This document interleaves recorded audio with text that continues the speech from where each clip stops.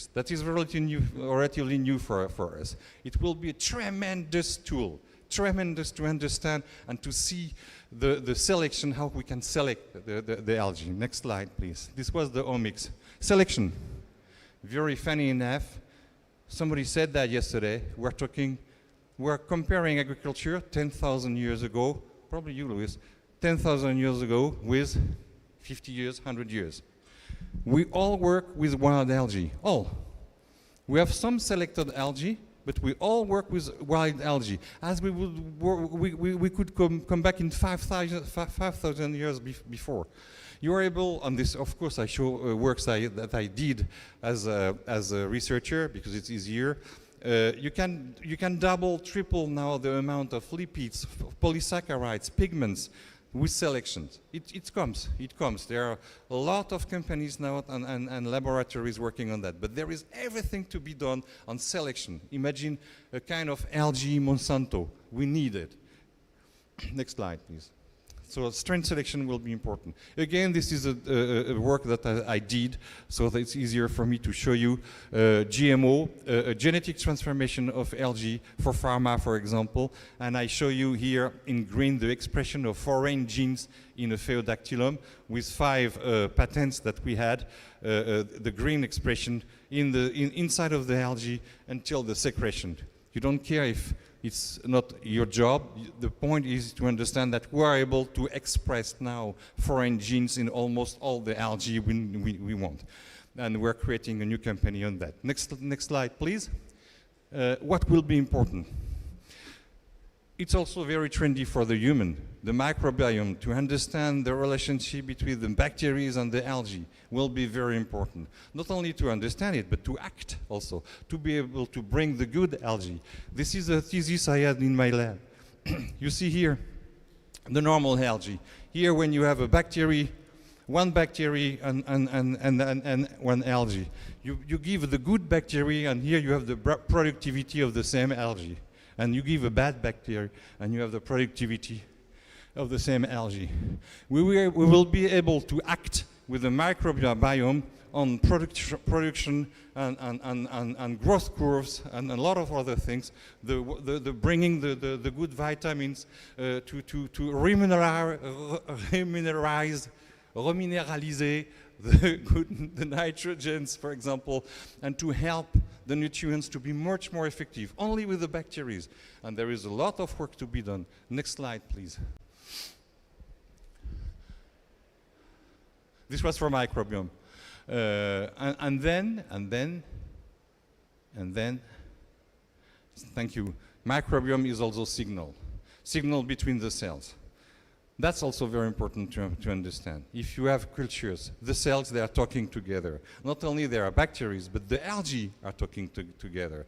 So they are so much talking together that even inside, in the sea, in the marine environment, some algae are able to inhibit other algae, which is also important to understand, not only because it's interesting, but also because you can act also in the culture of your algae. You have very interesting publications on that. Again, publication doesn't mean that we're talking only about science. We're talking about useful science for the production and to be able to grow the algae. Next slide, please. And artificial intelligence. So I'm not intelligent enough to talk about this for today. We know and we understand that the artificial intelligence will be a key player in the next decades, and anyway in the time coming. You have, for example, I find that very, very interesting. They're able to change and to adapt to the medium of the medium for the growth of the algae with artificial intelligence. So this is just at the beginning, and we have to tackle that we will. But I think this will be competitiveness to be able to tackle the artificial intelligence. Next slide, please. So very quick to Algama, because I belong to Algama and we're part of this story. Anyway, they pay me, so I have to talk about them. So you have here the two founder of Algama, Alvin and Gaetan. Next slide, please. It was important to understand that the new trend in plant-based can be also a playground, sorry, for the algae. Why? Because you can come to a very high density in protein with some algae. You have a very good amino acid balance if you looked for. It's very digestible. On that, I have already work done in my lab on digestibility, which is also an important part of the story.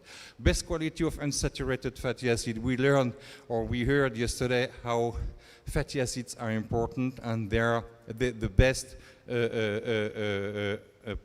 unsaturated polyfatty acid comes from algae. This is sustainable if you grow them. Low GHG emission, biodiversity in the competition, low water consumption. So the algae can complete the agriculture in a fantastic way, but I think you heard that already yesterday. Next slide, please.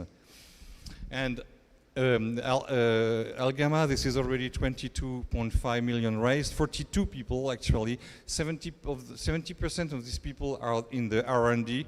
We have European grants, national grants, and so on. And we have 4 active spin-offs. Next slide, please. 4 active spin-offs to sell our product. And our flagship is an egg replacer with algae, and with this egg replacer we're able to make a vegan mayonnaise. And we are advertising on 60% less fat, plant-based, non-GMO, no preservative, no cholesterol, soy-free, gluten-free, and other flavors. Anyway, and this is only one of the 4 products that we have for the moment. Next slide, please.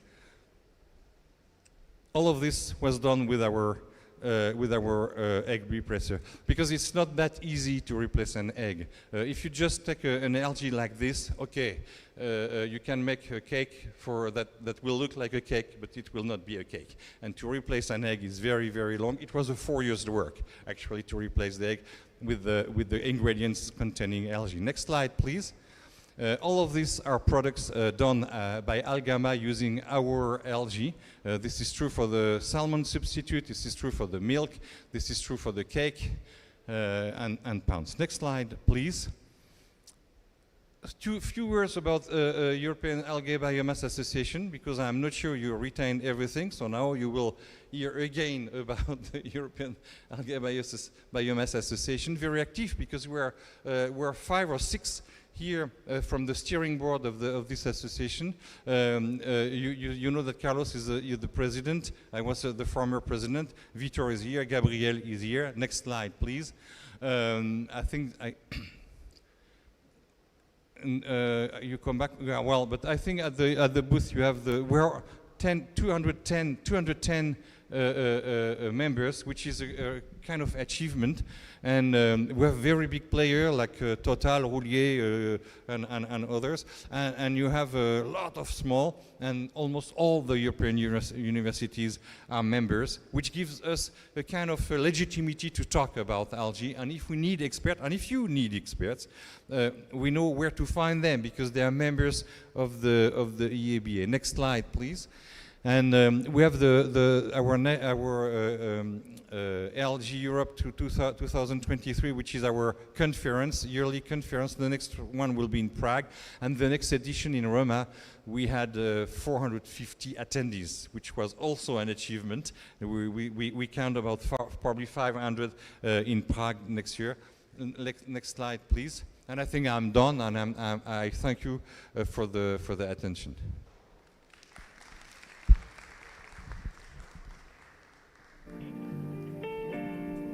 Thank you indeed.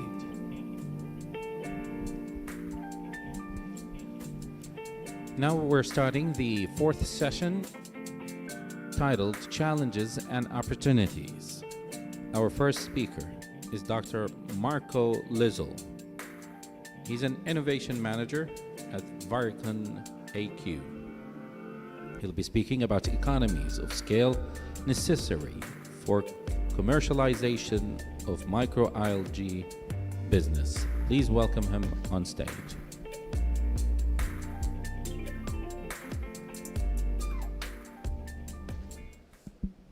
Good afternoon, everyone. I'd like to thank the organising committee for inviting me here today to speak.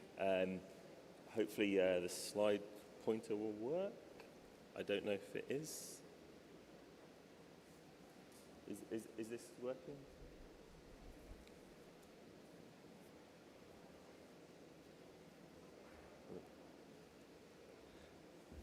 It's nice and bright up here for those of you that haven't been on stage.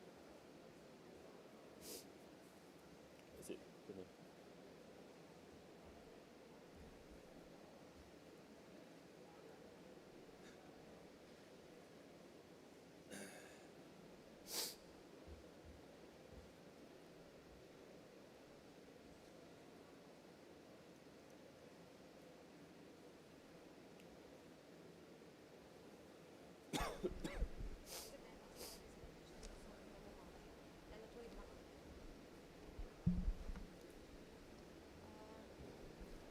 There we are. Okay. Well, don't. So do you want to stay here? Okay. And will this? Oh, okay. Right. So the point does work. So apologies, I've changed the title a little bit today, but it's still pretty much the same theme, really, looking at kind of opportunities and economies of scale within Saudi Arabia. Just a little bit about myself before I get into the presentation. So I have around 10 years experience working in the microalgal sector. I have a background in bioprocessing, biotechnology and associated technologies. I've worked with Varicon Aqua for some time now. I did my engineering doctorate at UCL, and then after that doctorate went on to work for Varicon Aqua, developed a photobioreactor called the PhycoLift, and Varicon Aqua commercialized that system. I have experience in a broad range of areas, but I'm an innovation manager at Varicon Aqua, so very much involved in managing the R&D and commercialization pathways for the technology. So just before I get into the meat of the presentation, I thought I'd just give you a little bit of background about Varicon Aqua. So we're a UK-based SME. We have business areas in four key areas for business. So we have photobioreactor technologies that we deploy worldwide.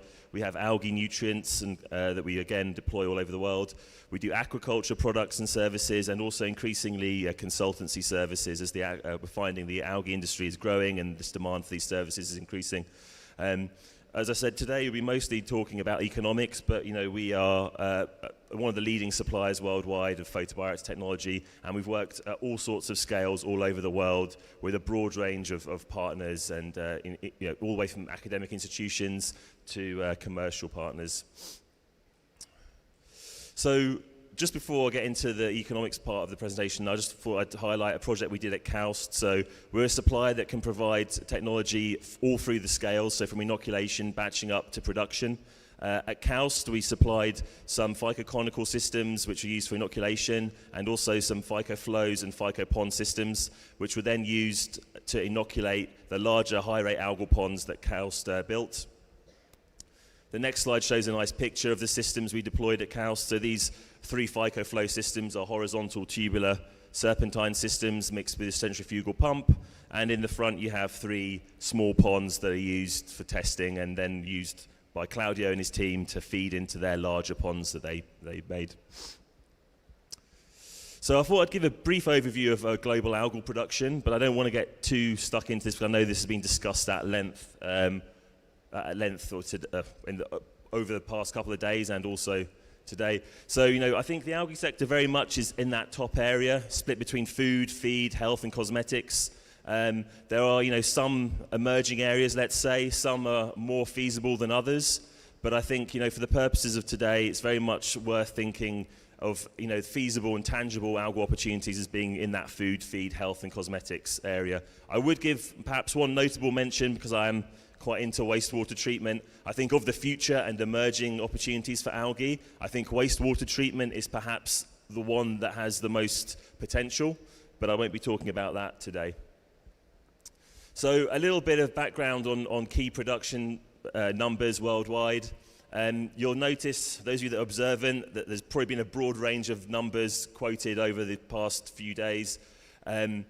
It's a little bit hard to get this sort of certainty on the numbers because it's a small sector. Production numbers are always a little bit variable, and reports, some of them quote very high numbers. So, we believe that there's roughly somewhere between 20 to 25,000 tons of dry weight of microalgae being produced worldwide. And depending on how you value that industry, somewhere between 0.4 to 1 billion USDs and US dollars in value. And the market growth rate is somewhere between 5-7% depending on the sector. Some a little bit more, so spirulina perhaps growing a bit faster. You'll see in the bottom left some of those production numbers. You'll notice the squiggly line in front of that. There is still a huge amount of uncertainty, probably, really how much is being produced worldwide. But you can see spirulina and chlorella really dominate the global production. So the main part of the talk today is to look at the kind of potential for spirulina production in Saudi Arabia. And I think many of you will be aware of the kind of positives that are within the kingdom. So there's a large amount of land that's perhaps underused and not suitable for other types of agriculture. So growing algae could be a very interesting opportunity. There's a high amount of light, possibly even too much in some cases, but it's better to have more than less, generally speaking. You have high temperatures and also a range of temperatures in different locations in the kingdom. Obviously, fresh water is a concern. But there is obviously access to salt water on the coasts.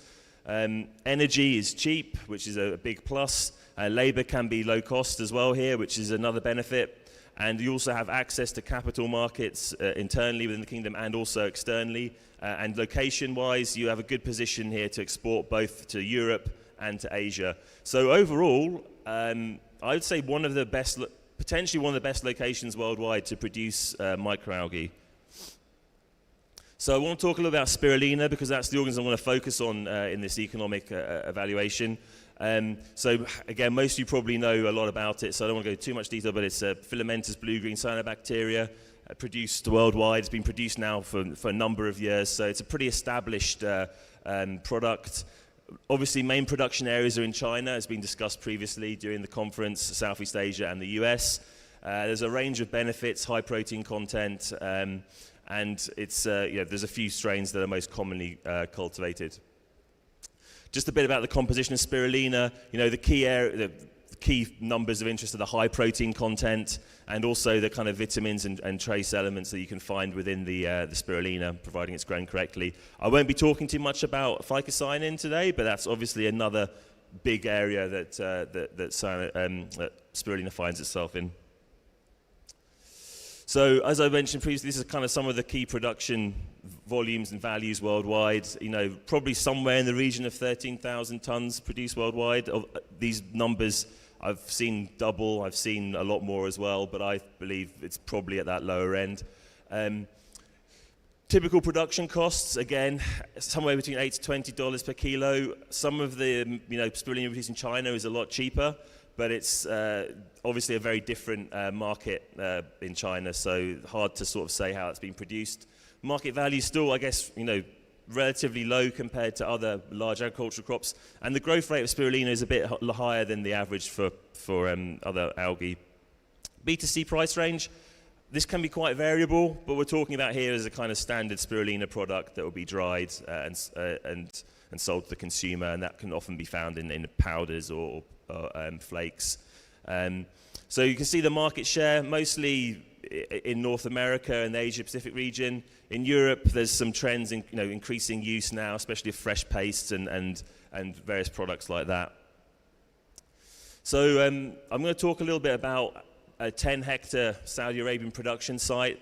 This is a modeling exercise, so it doesn't exist, but it's basically, you might be asking the question, why start with a 10-hectare production facility? Well, looking at some of the leading producers worldwide, you can see that their facilities range between sort of 20 to 60 hectares. So, to enter at the lower end of perhaps 10 to 20 hectares is kind of a sensible entry point, I feel. You can see also the graph on the left. The cost of production, when you go from kind of 2 hectare to 10 hectare, you've got a big drop and you kind of enter that kind of sweet spot close to $10 a kilo. We believe if you get any bigger, the lowering of the cost of production is going to become more marginal. Obviously, there's not really any facilities that big, as far as I understand, in one consolidated space, so hard to know. But you can see that our modelled values versus the literature are quite similar. So we think a 10-hectare scale seems a reasonable entry level for a production facility of spirulina. So those of you that know Varicon well know that we're primarily known for photobioreactors, but in this case, we wouldn't recommend using a photobioreactor to produce spirulina, on a large scale, and that's just mainly to do with the cost associated. You can see on the graph, production costs can be anywhere from 3 to 5 times higher. And so although that does come a bit closer as you scale up, we would definitely recommend high rate algal ponds or open ponds, would be the most suitable production technology for a spirulina operation at that scale. However, it should be remembered that photobioreactors can provide a key part of any production chain. They can provide a clean inoculum, and they can also allow you to diversify some of the production with other organisms. So looking at the 10-hectare plant model, so this is a proprietary model that we have in-house. We've been developing over the years and obviously continue to improve as we do more and more projects. It's got about 400 different parameters, and essentially it considers all of the major or most of the major CapEx and OpEx elements.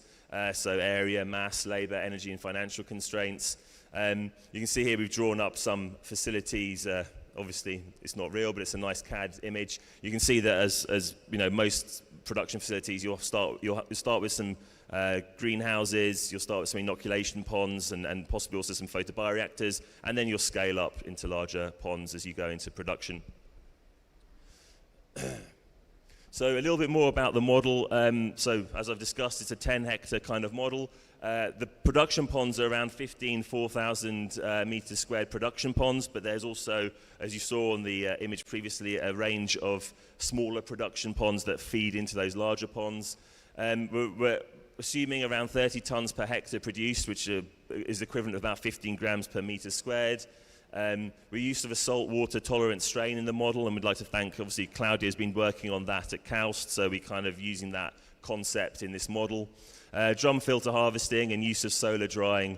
The model is kind of, we haven't kind of focused too much on the after sales, but more as a simple B2B sales model, so we're not looking at the B2C elements. You can see here on the left the kind of basic summary of the kind of some of the key areas considered in the model. So to summarize the kind of findings in terms of the cost, total facility somewhere in the region, for the 10-hectare site of about 11 million US dollars, USD. And you can see that the kind of costs for the CapEx are split quite large chunks, obviously, for the facility, the earthworks associated with digging the ponds, and then also the other large elements kind of involved with the downstream processing equipment. A small fraction for photobioreactors, which we always feel is kind of suitable as an inoculant, to produce a high quality inoculum. And then also some other kind of indirect and contingency costs as well. Looking at the OpEx for the 10-hectare facility, we've kind of got somewhere in the region of 2.5 million US dollars. You can see that the kind of big costs are kind of the mass total. So by mass totals, we're talking about fertilizer inputs, water, and these kind of any kind of mass and materials. You can see that the energy costs reasonably low, so I guess that's one of the real benefits in Saudi Arabia, and that's something that differs considerably from modeling this in other locations. You'll see normally that the energy cost is a much bigger chunk, so up to 25-30% of the costs. Staffing total, obviously you need a lot of people on a facility like this. It's a large agricultural facility. And then you can see that the recurring totals are quite expensive. So, you've got a lot of recurring costs to deal with. So that's everything like maintenance and things like that. So looking at the kind of annual cash flow of this facility, we're modeling around 3 to 4 years of payback. You can see the graph on the left. The first year is because of all the money you borrowed to fund the facility. So we're kind of borrowing to fund the facility, and then over 3 to 4 years, you eventually get back to a kind of payback period. As I mentioned previously, you're talking at about 11 million US dollars for a facility this size in this region. Working capital, we basically fix that as the kind of as the OpEx costs annually. So you start with that, so you can see the total capital requirement at the beginning. We obviously took a loan out in the model to fund this, so a 40% loan. The rest would be financed by equity, but obviously you can toggle these parameters depending on the model. And you can see at the end, that's kind of a cost of production of about $13.5 per kilogram of dry weight spirulina. So to kind of conclude the presentation and summarize, production of spirulina in Saudi Arabia is viable and displays many potential opportunities. I think, the modeling that we've done so far predicts a payback of 3 to 4 years. Production costs are kind of comparable to other regions in the world. I think, additional work on the model and additional factors could bring that cost down as well, slightly closer to $10. I don't think that's a problem. Again, obviously, if you scale up to 20 hectares, then again, you should see that cost come down a little bit further. We obviously considered quite a lot of the local attributes of the region in this modeling. So, use of salt water, solar drying, cheap energy, and these are all big factors in bringing the OPEX down for the facility, and which make this region particularly interesting, to produce spirulina or other algae at large scale. One thing I think I should just mention as well before I close off, which I didn't put on the concluding remarks, is that a lot of work still has to be done on regulation, on sort of developing a B2C market, whether that's either internally or externally. It's one thing to produce, a load of algae. It's another thing to then actually get that to market and sell that successfully. It's, that's that. In fact, that's probably the bit that's hardest. I'd say that, you can produce algae. It's been shown you can produce algae at scale, but getting a product to market at a good price point and with some good marketing to allow you to sell that on to the consumer is the biggest challenge, and I think that will be a challenge wherever you produce. But obviously, starting in Saudi Arabia from essentially no algal industry, that's probably one of the big things to really think about. So, we're at booth R06, so please come on over and have a chat with me. I'll probably be here as well and be on the panel. But if you want to check out our website, we're varaconaqua.com, and my email address is there as well if you want to discuss further. Thank you. Thank you indeed.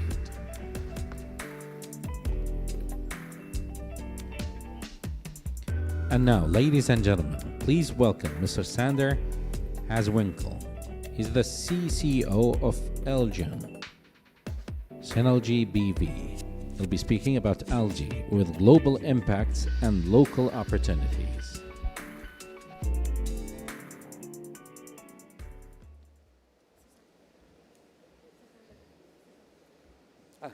Thank you. This seemed to be a very important item here.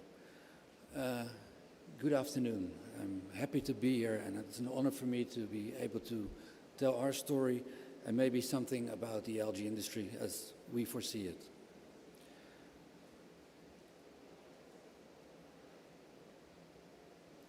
Algae with global impact and local opportunities. As we all know, some challenges are global, like climate change and diminishing natural resources, while others are more local, like drought and access to healthy foods. Factors that play a role, an essential role, are energy price, availability of sustainable energy, fresh or saline water, local temperature, and infrastructure.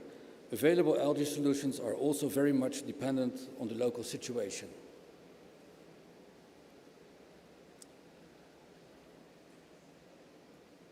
High-impact solutions and local opportunities. For example, we can look at the essential for human health EPA omega-3 fatty acid.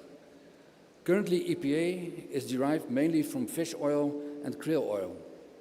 Both resources are under pressure. Krill oil, because there is a strict quota already used up to its max, and fish oil because the natural fish stocks, mainly anchovies, are diminishing.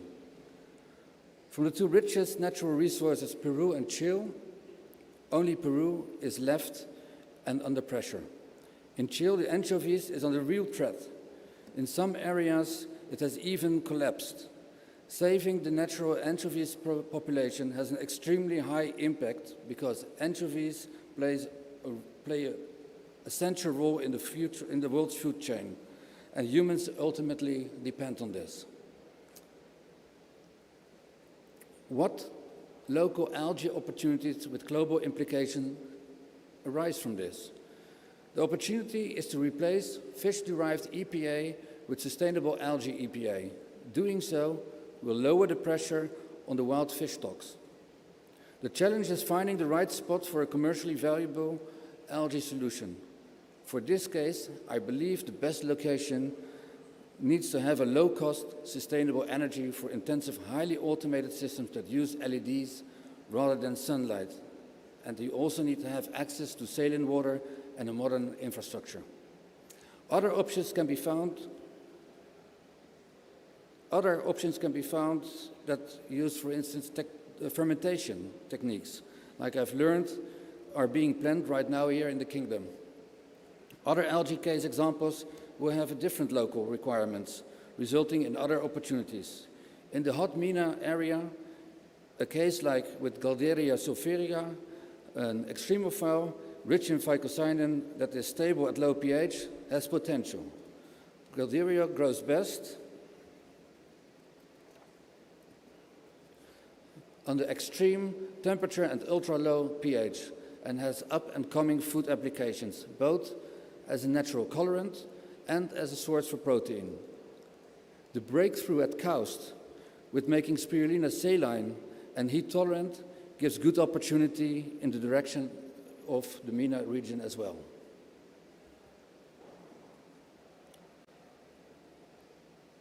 Local opportunities for high-value products. As was mentioned in the previous slide, sustainable derived algae EPA omega-3 fatty acid can have an enormous global impact, but also locally it can play an essential role in areas where shortages of these fatty acids are, especially for young people. EPA and DHA fatty acids play an important role in health during growing up. These fatty acids play an essential role in the development of the brain. In such areas, governments could, for instance, supply school children with a daily dose to aid a healthy generation. EPA is only one of the many high-value compounds found in algae.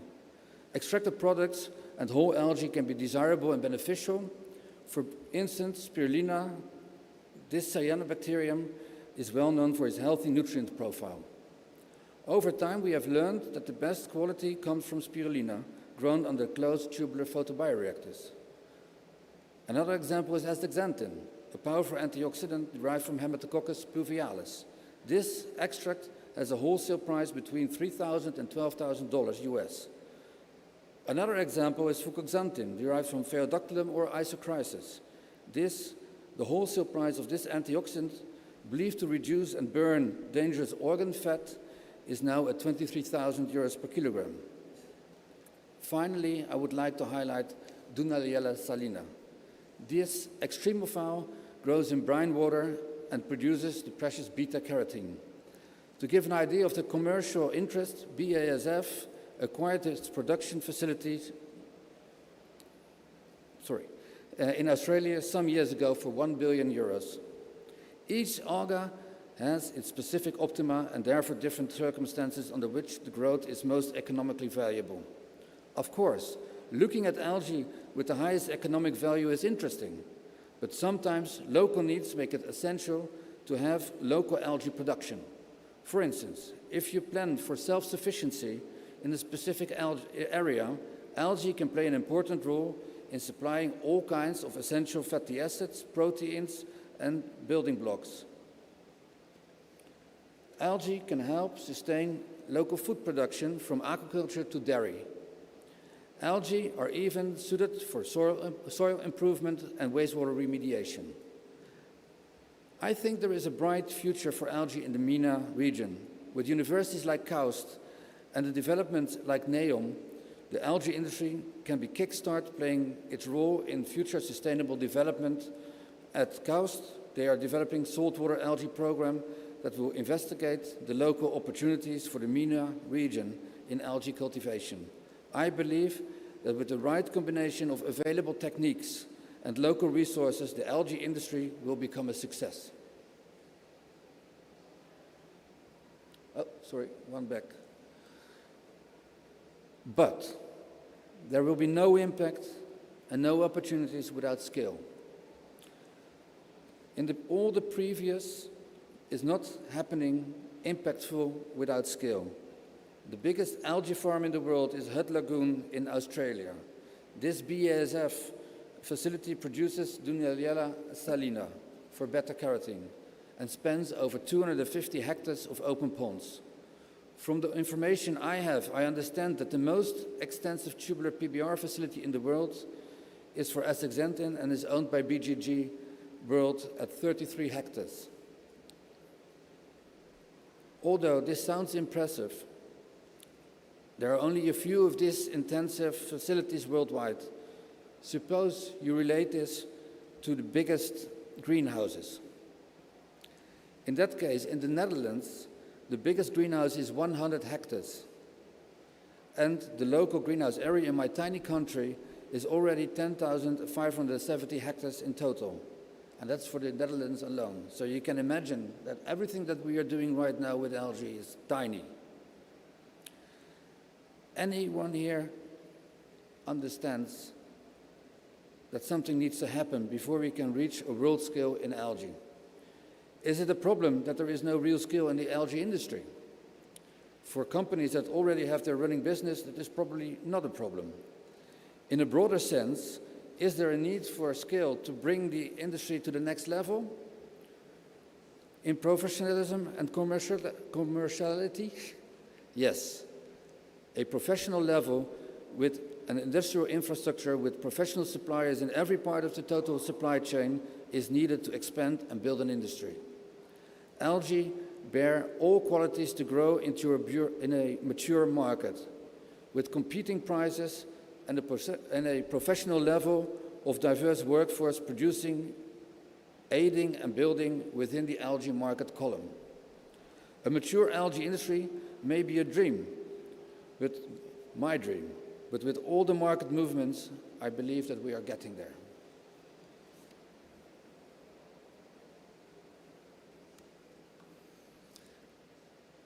At this moment, university and research organizations play a crucial role in finding new opportunities with algae, by investigating new procedures and educating people who will become future algae professionals. But R&D and students alone don't constitute the market. There is also a crucial role for professional companies that form the industrial suppliers. Here we stumble upon the chicken and egg situation that every new market faces. Experienced suppliers are scarce without an existing, stable and professional industrial algae market. When professional suppliers are insufficient and there's only a small amount of verified industrial equipment for algae available, then this lack of industrial verified equipment leads to high risks. With elevated risks, only a tiny amount of the investment money will be available. To break this chicken and egg cycle, we have invested a lot of money in building a state-of-the-art de-risking facility where our customers can test on an industrial scale systems to verify their business case. Hopefully, we can aid in bringing down the investment risks involved in our beautiful algae field and help kickstart the industry.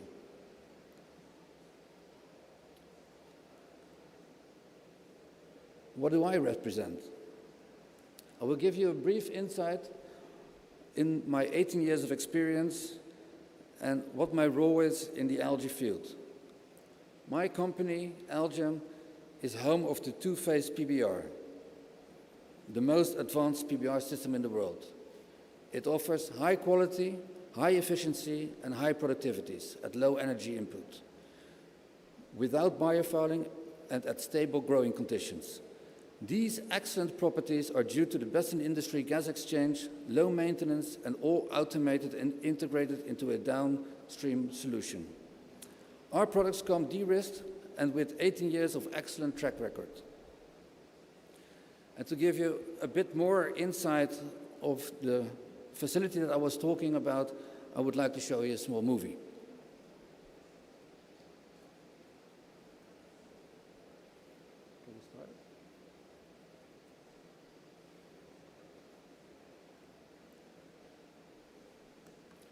Okay, start the movie.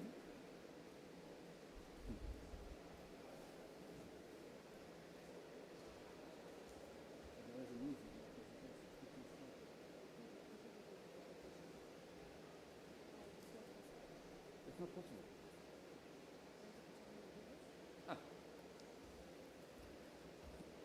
It's not possible to start the video, but I will have a small booth over here where you can watch the video and I can explain to you what our technology holds and what we can do for you.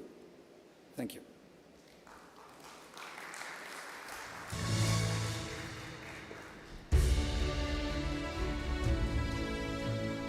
Thank you indeed. And now I'd like to invite all the speakers, both speakers, and Mr. Philippos Papageorgiou, the VP of Operations of National Livestock and Fisheries Development Program.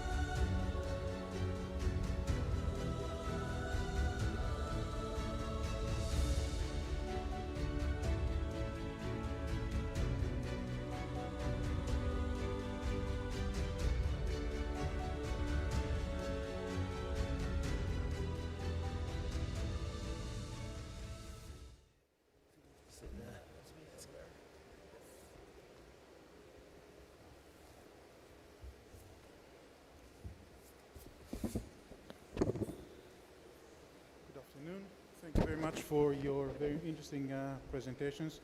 I think that over the past 3 days we've been seeing and hearing a lot about algae and all the possible applications that this fantastic industry is bringing to our lives and into the future lives. But I mean, there's a lot of intrinsic positive attributes that these products and byproducts have, and also we've heard about the positive effect on the environment. What I'd like to know, and this is a question for all of you, how can we increase the positive societal impact of this industry? How can we use this industry to improve the way our society works and operates, starting from the company level that you've all been working with? Can we spin the idea of how the ecosystem works and start using this to educate the workforce, their families, the way we consume products, and then have a better impact to the society? We can improve the knowledge on how the ecosystem works. We can develop responsible consumers, and then probably support youth employment and gender equality. So can we have something more coming out from this industry? Me? Please. It's a tricky question because there are so many ways to answer. First of all, probably in organizing meetings like today, or these 3 days, it was very interesting to be able to bring. So I thank you even for the invitation, because to bring to the not only the general audience, but what's very important is also the people that are politicians, hierarchy, that they feel the potential is absolutely fantastic, but together, and this is probably why you ask that, together it's stay modest, because there is a story of awareness. This is the story of bringing the understanding that there is so much to do, and to combat. And this is what one point of my talks, to bring really professional answers to this. Well, I think I'd just like to add, I'm always a bit of a realist and maybe considered a bit cynical, but I think success breeds success in many ways. So, as the industry starts to grow and as more, different types of production technology, different types of organisms, different metabolites start to be go onto the market, the industry will naturally grow, and that success, I think, will start to snowball. We're a UK-based manufacturing company, we sell worldwide. We see that there's a lot of opportunities, but I think for us, we obviously try to keep it as real as possible, and we like to see tangible opportunities that can be delivered, and I think that's maybe a place that the industry can try and maybe improve a little bit in terms of how industry and academia interact together to drive processes that are tangible and deliverable within timescales that are feasible. Obviously, I mentioned on my talk some of the future or emerging areas. Some of those areas are highly discredited now, like biofuels, carbon capture at large scale as well. These are not really feasible, and I think the industry would do well to kind of avoid these very far future and possibly not really viable solutions and focus on what can be delivered, and then the story, I think, will spread from there. Thank you. Sanders? I think it's important to have a tangible project that speaks to the minds of people. Many years ago, I was at the Dutch embassy in Abu Dhabi, and I met Haidar al-Shatut, and we had a discussion in the garden, and he said, what if we could grow algae in the kingdom and produce omega-3 fatty acids that we could supply to our school children? Because there is a lack of these kind of metabolites in the kids, and it's important for their brain, it's important for their well-being. And actually, that project never left my mind. So if you ask me a very concrete thing, that might be a starting point of doing something which can be tangible and which will speak to the minds of people. Thank you very much. I want to remain to the issue of responsible investment, which is a concept that is gaining grounds over the years, because private investment is no longer just about financial dividends and profits. It's also about the impact to the society, the social dividends, as we say. So what could be a model for responsible investment in the algae sector on the different subsectors, and for governments and financial institutions that do provide blended finance and support, what would be the priority criteria to support such investments? And I would like to start from your side. Okay, thank you. What I tried to explain in my small talk is we see that this is an issue because it's difficult, because it's a young industry, and how are you going to prove to investors that their investment is not void? For this reason, we built our algae hub, so that we can help our customers to de-risk their investment before they invest. So after doing the procedures in our algae hub, you'll know if your business plan will have a chance in the real life or not. And I think that is one of the tools that we could use to make the investment not just a gamble, but something that makes sense and therefore economically, but also socially allowed. Thank you. Marco? I think I'd add that, obviously, as we all know, the algae industry is reasonably young. There's some elements that are more developed than others, and it looks high-tech, it looks exciting, but it's not necessarily sustainable. There's just because it's a biotech and algae are green, it doesn't mean that it's necessarily green. Now, there's some parts of the algae industry, probably it's very easy to say that there's going to be a real environmental benefit if you produce omega-3s, and then you can really say, yes, that's a tangible and quite obvious benefit from depletion of fish stocks. But the rest of the industry is not necessarily sustainable just because it's algae. So I think the only thing you can do is to do the correct assessments, whether that's life cycle assessments, techno-economic modelling, speak to the right consultants, look at the environmental and social impacts, all these metrics that are now becoming increasingly popular, as you mentioned in the question, and to see if this is a sustainable process. And the answer will vary depending on where you ask that question and what process you're doing in that location. If I have to talk to investors, public or not, or private, there are two things that for me are important, is to see the whole value chain and the scale. All value chain because we all forgot or didn't start with that. We made very good product, very good biomass, but for a long time we forgot the market story and the fact that in a way one day we have to sell it. So I would say look at the whole value chain from the phosphate, nitrogen, to the plate of the clients, and then consider a scale, because staying at small scale, you stay at pilot scale, and if we continue to stay at pilot scale, we will not grow. So we have to be very ambitious, we have to be ambitious and to talk about scalability. And that's interesting because it brings me to the next question. For the growth of the industry, the further growth of the industry, you think it's going to be more industry pushed or market pulled? Or will this depend on the different products? Always a market pool. Always a market pool, clear. Always. Yeah.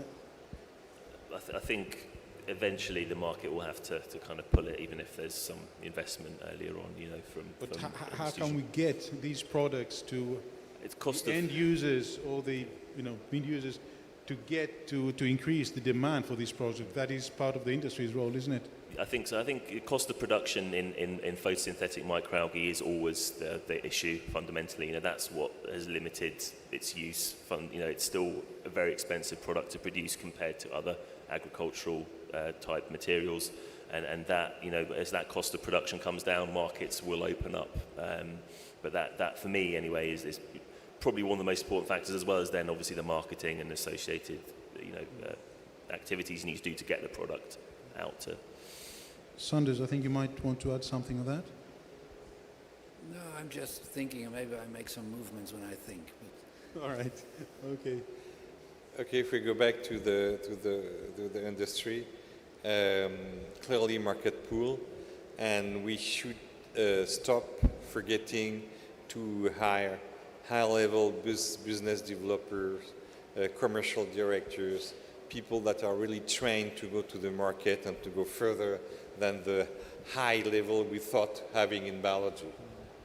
But is it a matter of cost, or is it about communicating also the positive attributes that these products have?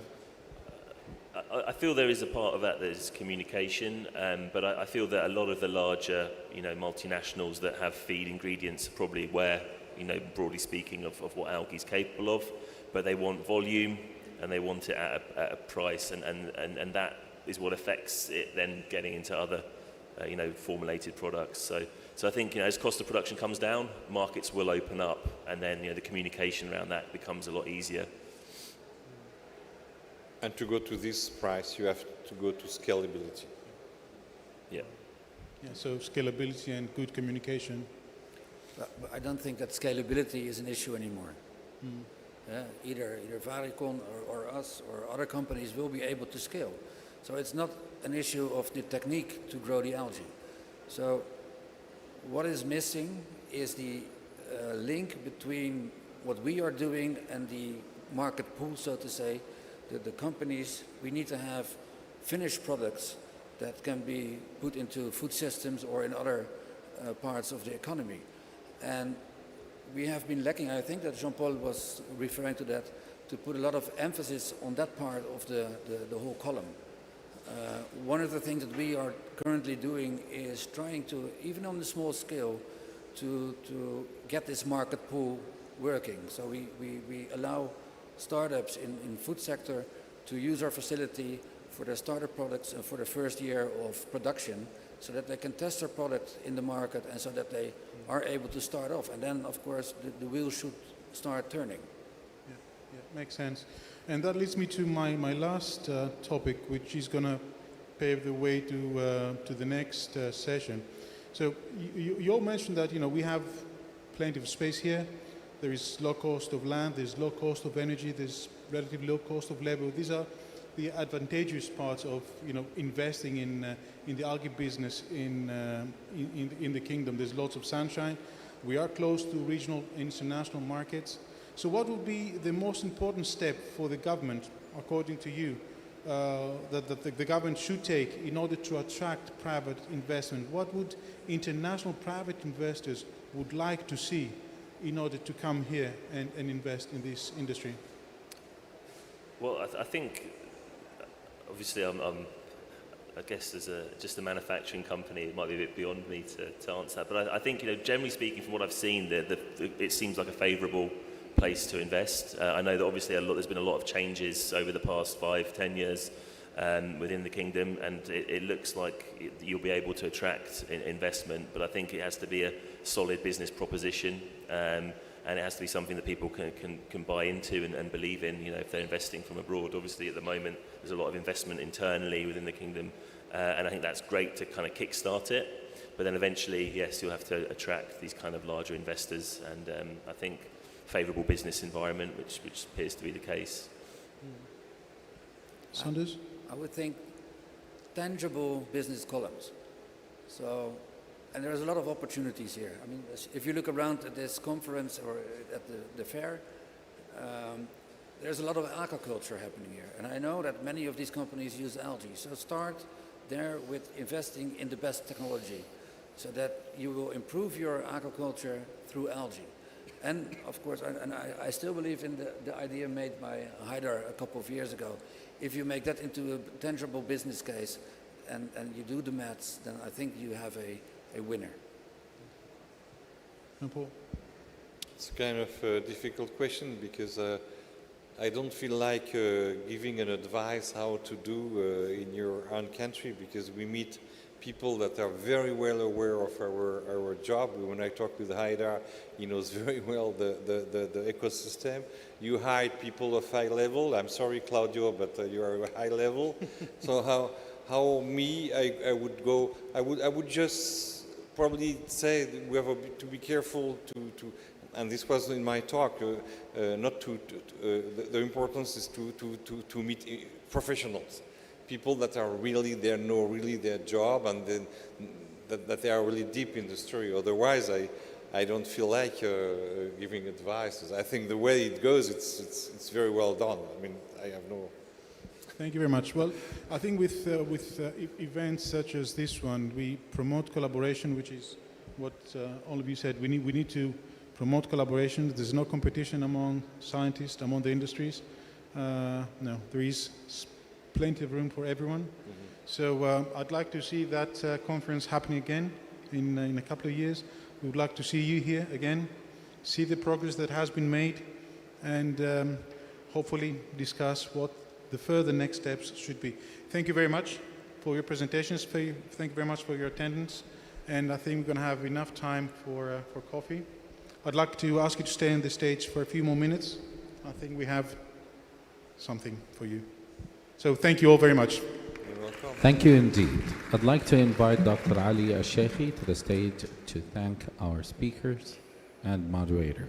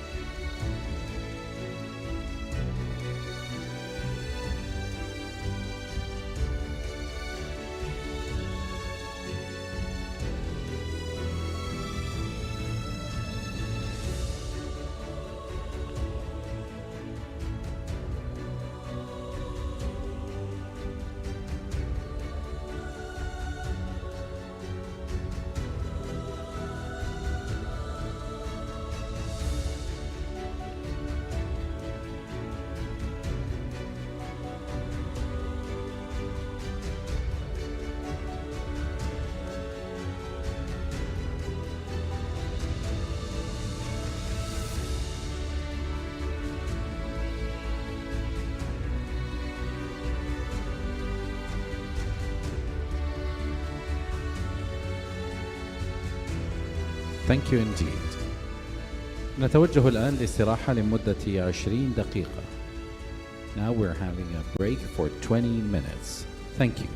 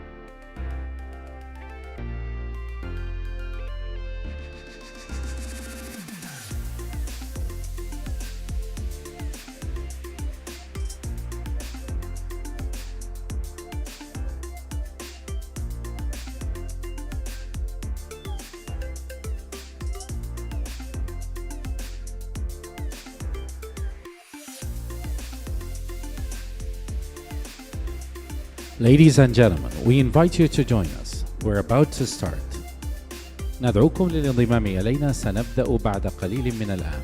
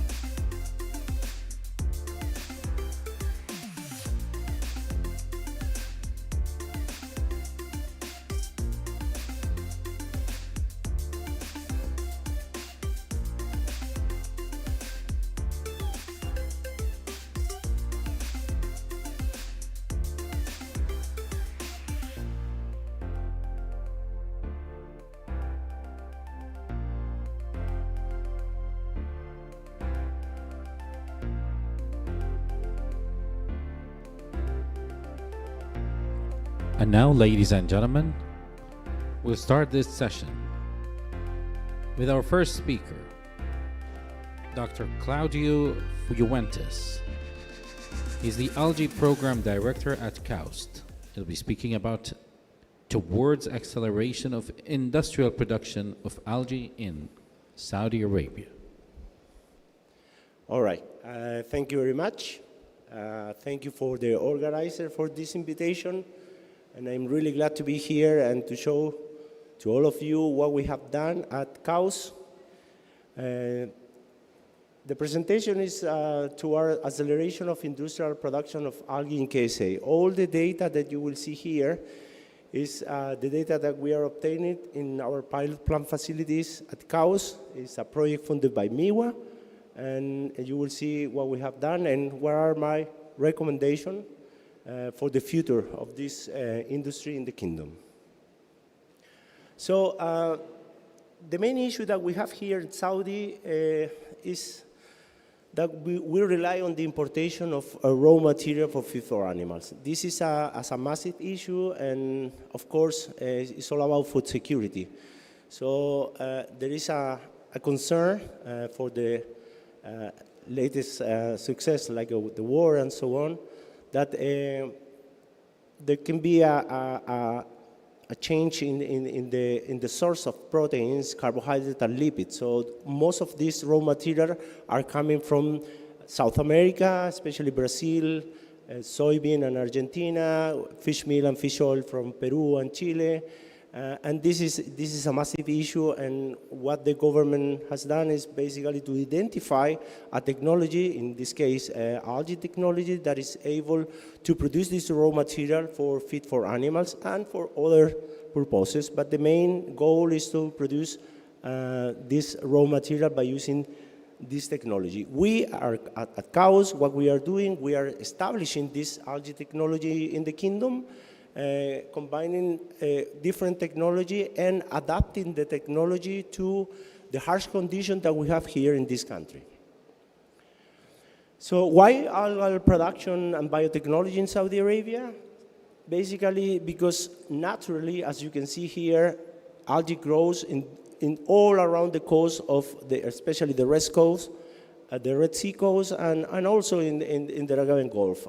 You can see here that we have massive bloom of microalgae or cyanobacteria in northern Jeddah, in Dahaban.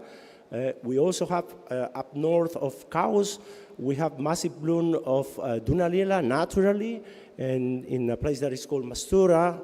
Yesterday you saw the presentation of Engineer Albala that shows how Dunalila grow in down south Jeddah in Al-Lith. a massive amount of Dunaliella, but also we have a massive bloom of seaweed too. We have macroalgae, especially sargassum. We have different red seaweed, green seaweed, but especially brown seaweed as sargassum. This is really interesting because it's a seasonal macroalgae. Is unexploited, and perhaps this is have a lot of potential, especially for the production of bioplastic, for instance, that we have heard yesterday, and this could be the new bioplastic production in the kingdom. Why in this country? This is a paper that it was published last year by Greeny et al. As you can see, it is clear that to produce microalgae, what we need is solar irradiation. And where we have that in what we call the so-called hot belt countries, right? From 30 latitude north to 30 latitude south. These are the main place to produce algae. And as you can see in this model, the annual biomass production of microalgae should be ranged, in the case of Saudi Arabia, between 60 to 80 tons per hectare per year, right? That is the number. To me, and we have been talking with all the experts, what can I see in future, in 10 years' time? Northern countries like Europe will be the technology providers, and they will be training people because we have a massive lack of professionals who know how to operate large-scale facilities. There are plenty of people who know how to grow algae, but at this scale, and what we need is someone who knows how to operate large-scale facilities. And in the hot belt country, we will be producing large amount of proteins, biomass for protein and other raw material. Well, you have seen all these numbers. There is a discussion between how many tons, 1,000 of tons they are producing, but it's clear that according to the, let's say, official number, which is FAO, we are in the range of 56,000 tons of microalgae biomass, leading by China, clearly, and then we have some other countries like Chile, my country, by the way, and others in Europe, all right? So these are the main microalgae producer. Algae itself, or seaweed, where there is a massive production mainly from the wild, and we are talking about over 32 million tons of seaweed production worldwide. What is this slide about? You have heard yesterday and before yesterday to Dr. Feng Zhao. In China, they have been growing algae and they have been developing the technology since 1960, all right, until now. In the US, since the 70s, all right, they start looking into produce algae for biofuels, and they have spent billions and billions. In Europe, as you can see here, it's mainly since the oil crisis in 2008, there was a massive amount of funding go to algae production. This is a slide that was provided by IAVA, and as you can see, roughly, we are talking about 150 million of euros to produce knowledge, to progress in the understanding of what is algae production. Why I'm showing this is because in Saudi Arabia, this is young. So we start, this is another slide that was presented by Dr. John Beneman. It started the roadmap in 2015, all right? So then in 2016, the roadmap was delivered to MIWA. In 2020, the agreement was signed between MIWA and CAOS.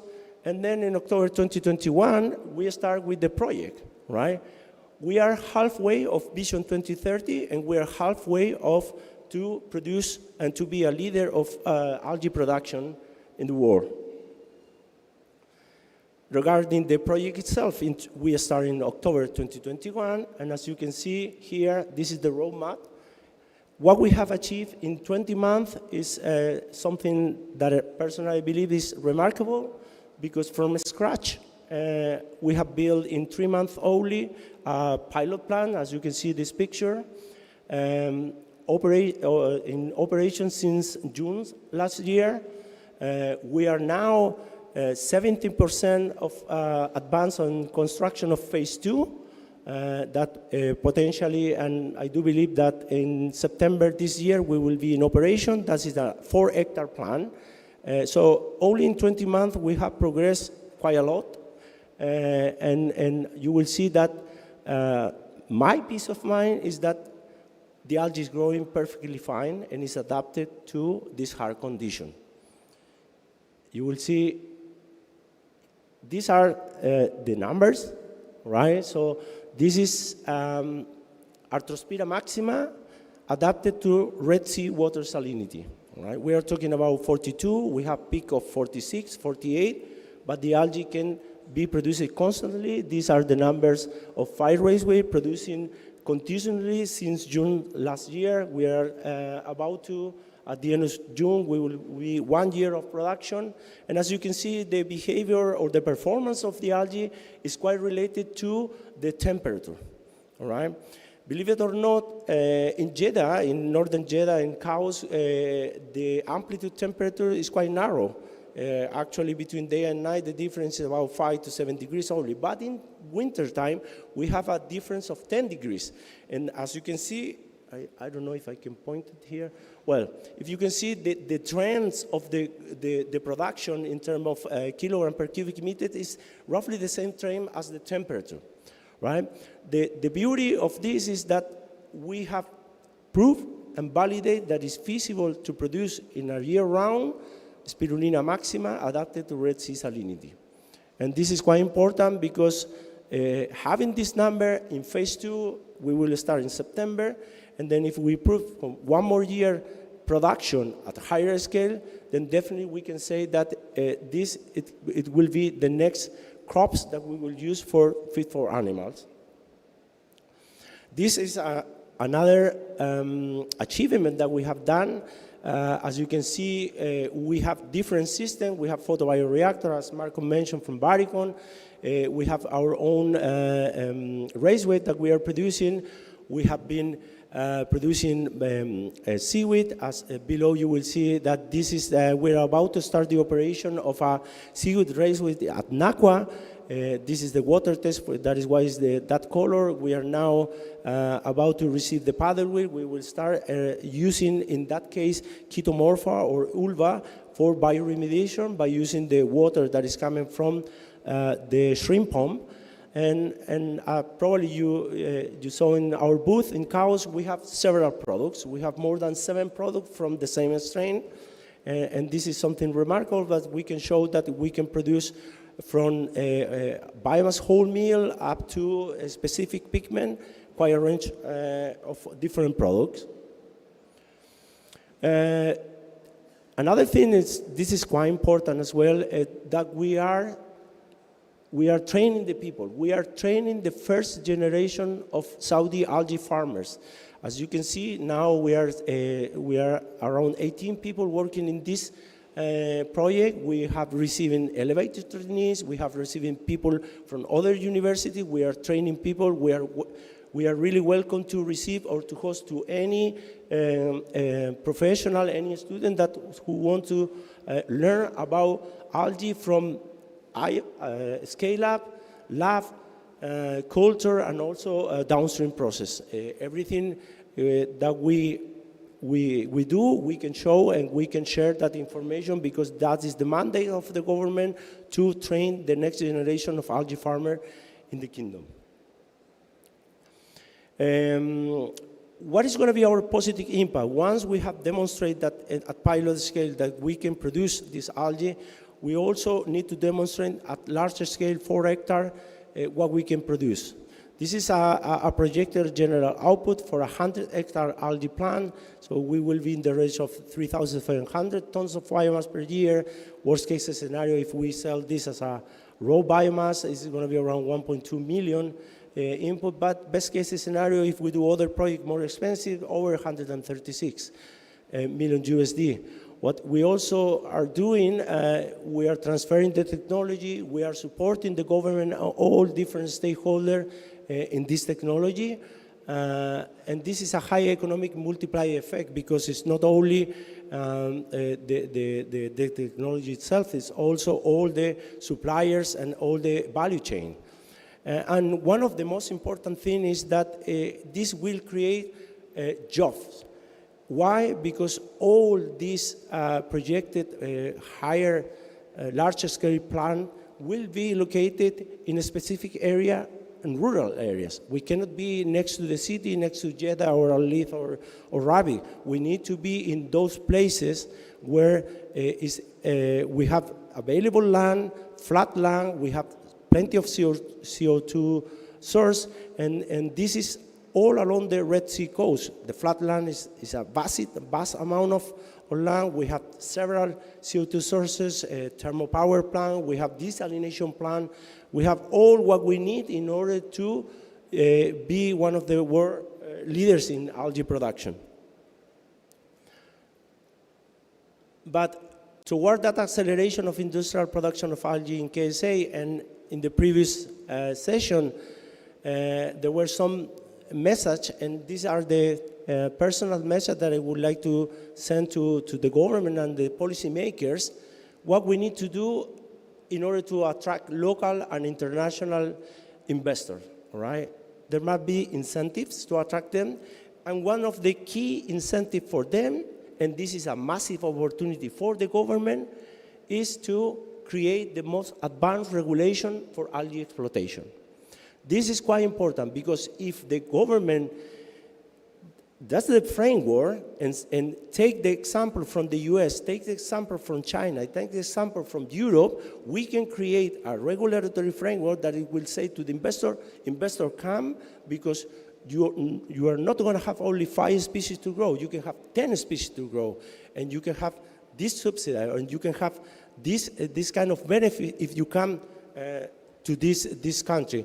And also you have seen the advantage, as Marco mentioned, regarding the climate, but also the cost of the energy. The cost of the energy in these countries is really cheap, and we need to take that advantage. Just for example, in Europe currently, 1 kilowatt is around 20 cents of euro. In this country, 1 kilowatt is less than 1 cent of euro. So that is a massive incentive for the investor to come here. If we showing them that we are able to produce in a yearly round basis this algae, we will de-risk in their projects and they will come for sure. Another, I think, important message is to establish continued funds to develop algae projects. You have seen that in the States they have spent billions. In Europe, they have spent more than 150 million of euros. We are starting and we have all the support from the government, but this support must be continuous in order to develop this technology further. Also, what we need is to establish subsidies for investment and attraction. Those subsidies, basically what they want, and there is plenty, they need the land. But also we need to secure that land, and also we need to give them free access to seawater, or at least access to seawater. This is important. If the investors see that they have a lease agreement for land and they have access to seawater, this is going to be an incentive for them to come here and to produce the algae in the kingdom. And also, and this is quite important, it must be a structural governmental organization of current and future algae projects. This is a need, because we know that there are different projects, and this is, give me to the next slide. Why I'm talking this?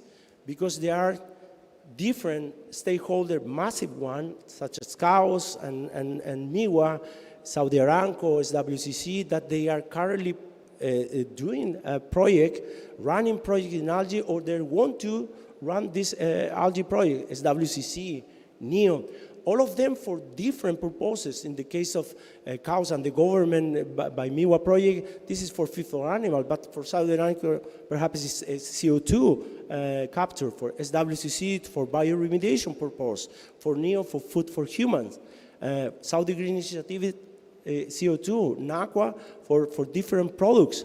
but also do not forget the small and medium enterprise, small investors that they need incentive to start. I have been reaching for several small investors that they want to bet, and they are betting in this technology and they want to invest, but must be from the government a clear message to them that the government will support these people. Next one, oops. And I don't know if this is coincident or not, but if you see the Saudi flag is a beautiful concentrated algae color. So the guy who made this flag, I think he was visioning that green color is the green future. So that is why I believe that we will be one of the world leader producers. All of this is because of these people, the people that we are working with. Of course, the government, Dr. Ali, Dr. Youssef, for managers such as Mark Hall and Abbas, and the KVD team as a whole, environment, fisheries, aquaculture. But this is the team that we are doing the work in cows. And I really appreciate these people because they are doing their best in order to deliver the project. Thank you very much.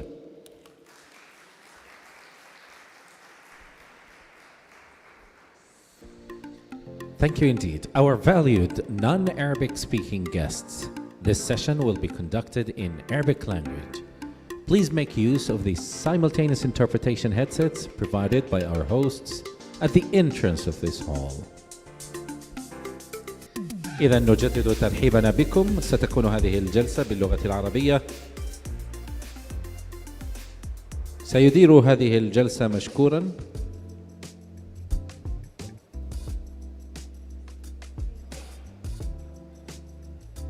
سعادة الأستاذ حيدر السحتوت، وهو من جامعة الملك عبد الله للعلوم والتقنية شركة سابك ومجلس الغرف السعودية.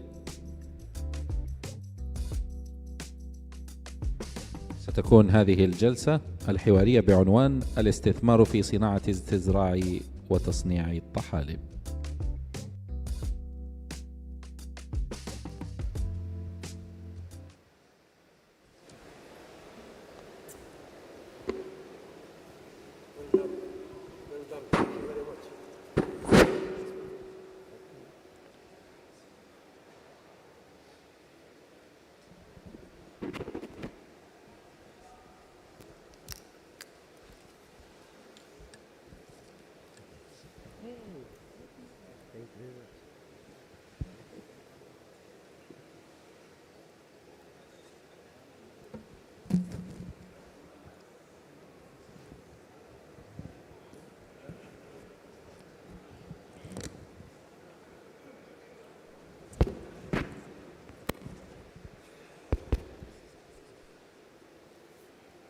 بسم الله الرحمن الرحيم. أظن ننتظر دقائق بس ضيوفنا الغير متحدثين باللغة العربية يحصلوا على جهاز الترجمة السماعات.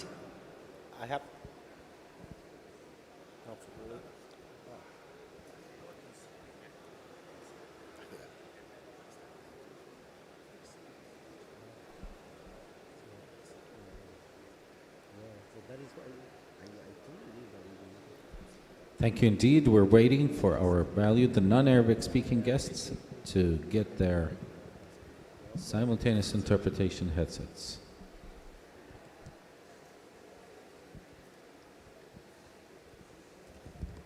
إذا نحن بانتظار حصول الإخوة الغير ناطقين باللغة العربية على أجهزة الاستماع إلى الترجمة.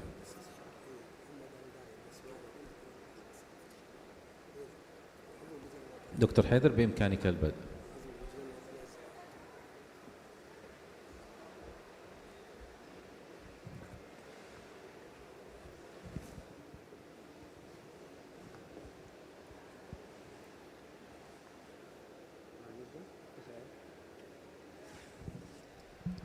بسم الله الرحمن الرحيم.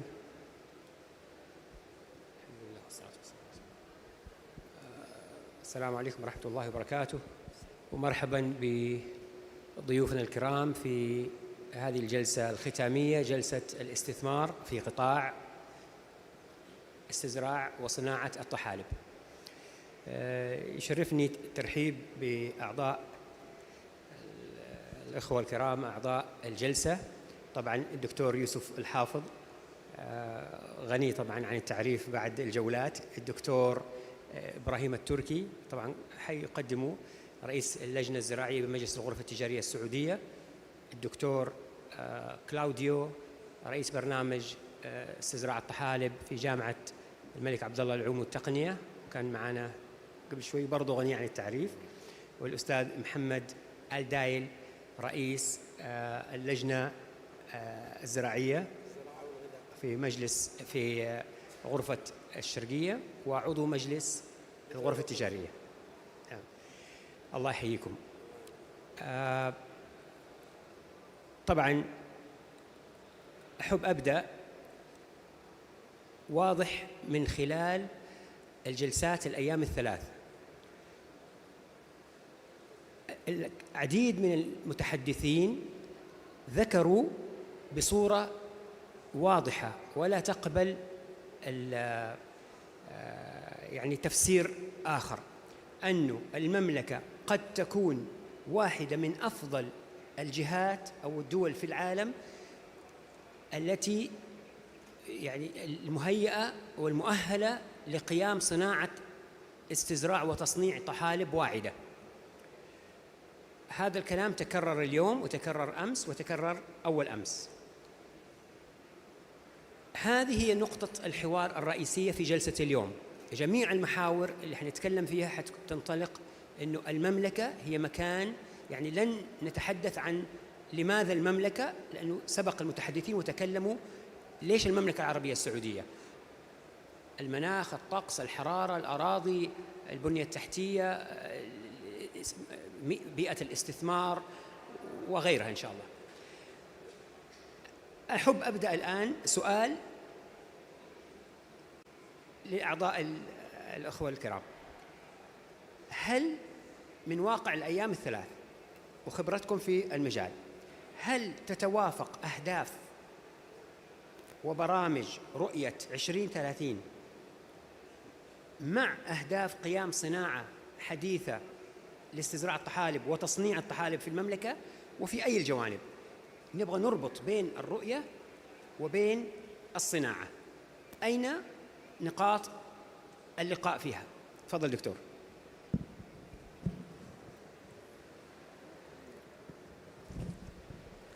واضح؟ أي واضح. النقطة اللي تفضلت فيها وعلاقة الطحالب بالرؤية علاقة وثيقة جدا، وأنطلق طبعا من سمو ولي العهد لما أطلق السعودي جرين انيشيتيف، وكذلك ميدل ايست جرين انيشيتيف. These initiatives, I think the algae play a big role in these things. هم يبون بالعربي ولا الانجليزي؟ عربي. لا عربي. عربي أتكلم عربي. النقاط الأساسية طبعا رؤية اللي هي السعودية الخضراء والميدل إيست الأخضر، مبادرتين أساسيتين لهم علاقة وثيقة بالألجي، وكذلك الحياد الصفري في CO2 والانبعاثات.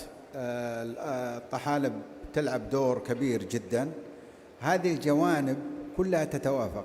قضايا التغير المناخي، غازات الاحتباس الحراري، فالطحالب تلعب دور كبير جدا. ننتقل إلى جانب مهم جدا وهو عملية الأمن الغذائي. الأمن الغذائي أساسي جدا، لا يقارن ولا ينظر له من الجوانب الاقتصادية، بحيث أن احنا نقول هل هناك جانب اقتصادي في الطحالب أو لا. لا، هذه حاجة ضرورية جدا من سياسات الدولة، أن تكون هناك استراتيجيات واضحة في الأمن الغذائي لوجود بدائل خاصة في استخدام الطحالب كأعلاف للثروة الحيوانية وإنتاجها. هذه الجوانب تؤكد أن المملكة يجب أن تستثمر في الطحالب، وخاصة الآن أن الطحالب لها دور كبير جدا في توفير البيئة المناسبة اللي موجودة في المملكة العربية السعودية، من أماكن شاسعة موجودة، من توفر على البحر الأحمر أو الخليج العربي، هذه ممكن الاستفادة منها.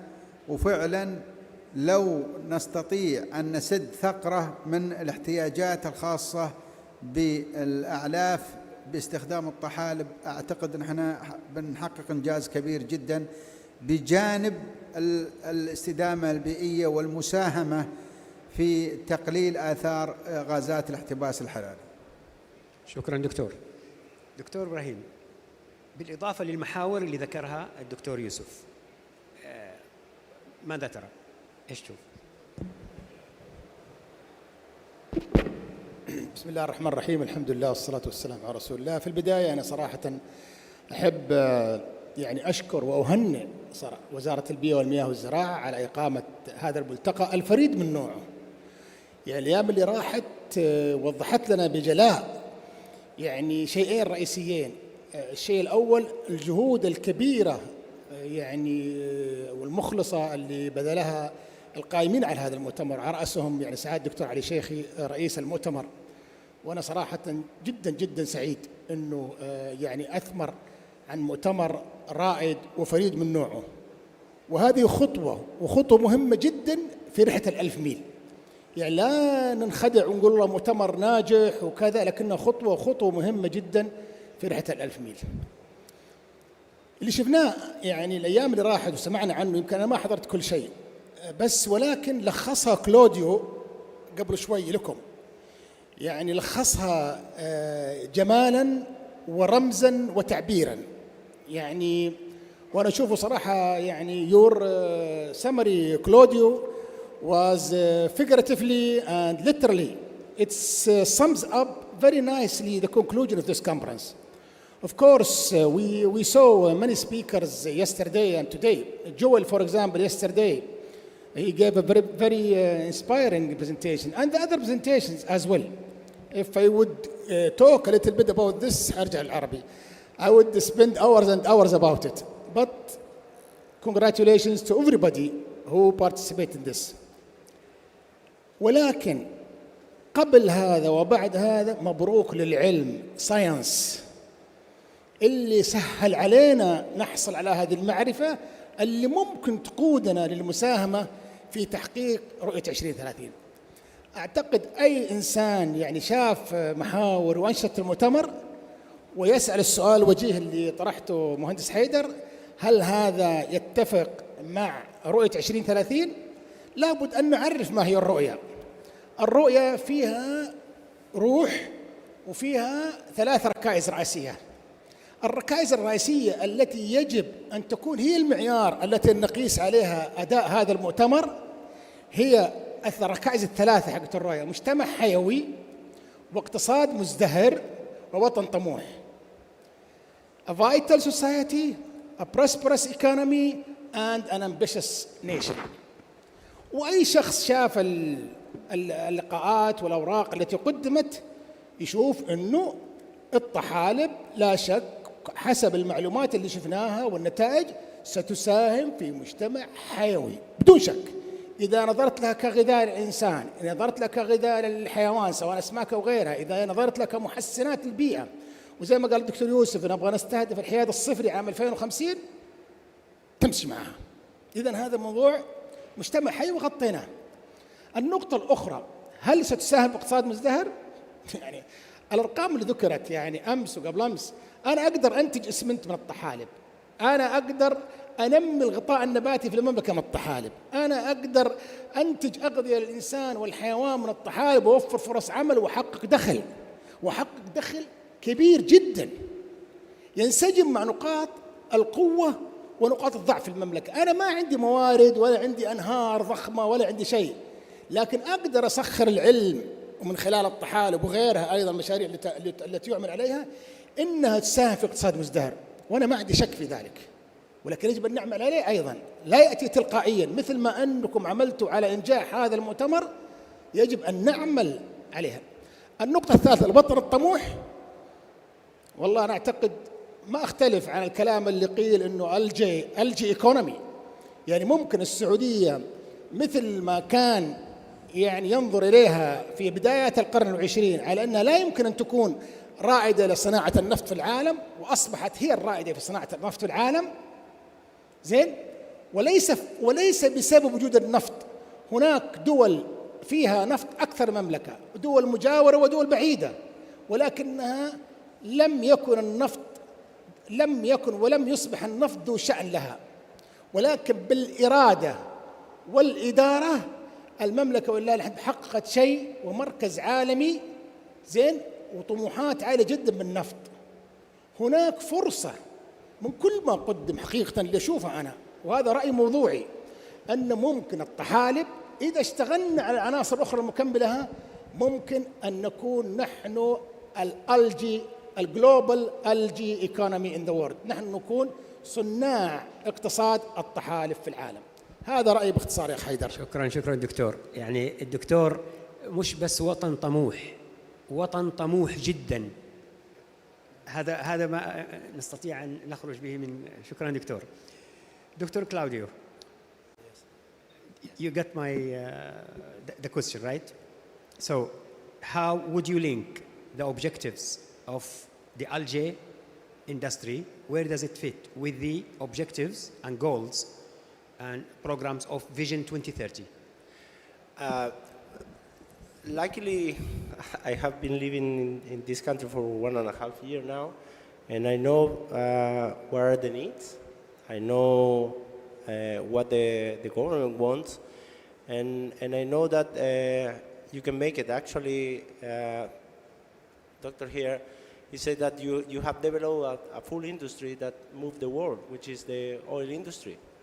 And I don't see why not to make it again with the algae, all right? So for me, Vision 2030 is really ambitious, but it's doable. It's ambitious because Saudi Arabia wants to diversify the economy, not to rely only in the oil production, want to open the country for tourism, want to produce their own feed for animals, and I can see that algae technology can help to do this, and also to not only to produce feed for animals, also to tackle other issues that there are in this country, such as to wastewater bioremediation, CO2 uptake, to create jobs. So I truly believe that, and that was my message during the presentation, we have time, we have 7 years. If we do this exponentially, meaning that we're going to start now 4-hectare operation,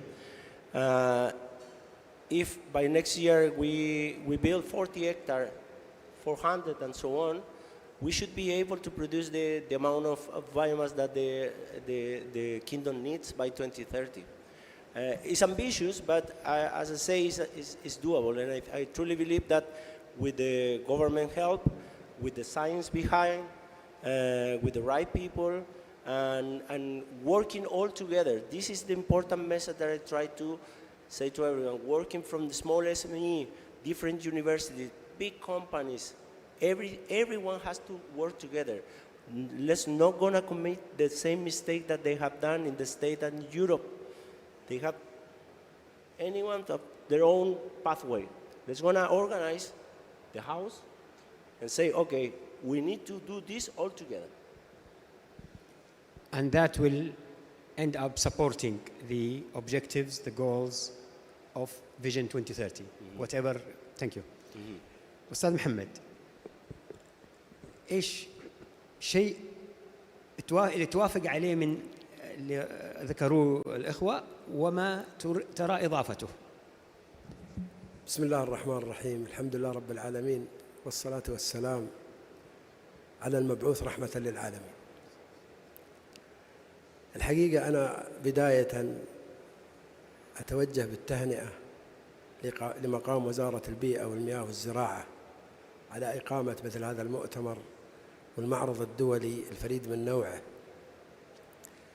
ولا أدل على أهميته من رعاية صاحب السمو الملكي الأمير سعود بن نايف بن عبد العزيز أمير المنطقة الشرقية حفظه الله،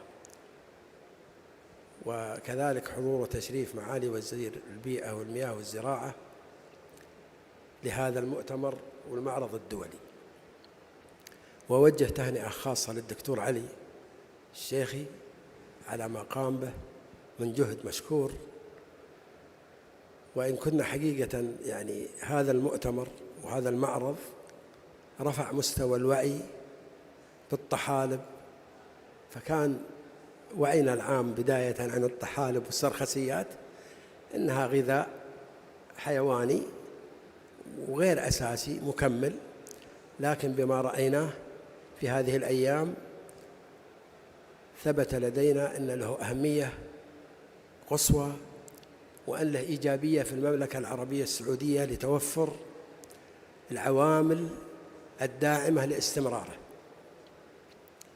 ولا شك أن التوجه العلمي البحت لمثل هذا المشروع الفريد سيكون ولا شك متطابق مع الرؤية، خاصة فيما يتعلق بالمجتمع الحيوي وهو تنمية الإنسان. إذا الإنسان المستهدف بالتنمية متى تجاوزت التنمية الإنسان فأنا شخصيا لا أعتبرها تنمية. وشكرا. شكرا دكتور.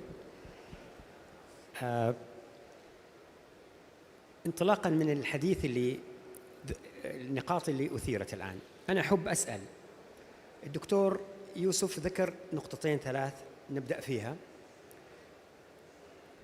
ما هي القطاعات والمنتجات، خلينا نكون محددين الآن، قطاعات ومنتجات التي يجب أن تحظى بالأولوية عند الحديث عن مستهدفات صناعة الطحالب؟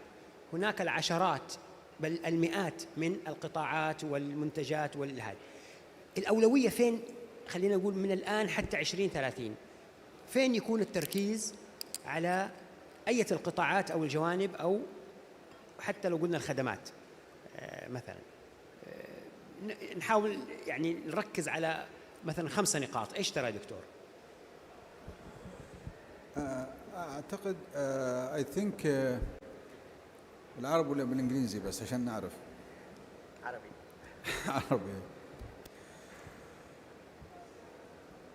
ما في شك أنه أنا زي ما ذكرت يعني من القطاعات الأساسية اللي هي توفير الألجي كأعلاف طحالب، أنها تكون كمصدر رئيسي للأعلاف. هذا مطلب يحقق استراتيجية الأمن الغذائي، وهذا مطلب أساسي. ومن حسن الحظ أنه بتحقيق هذا الجانب كذلك نحقق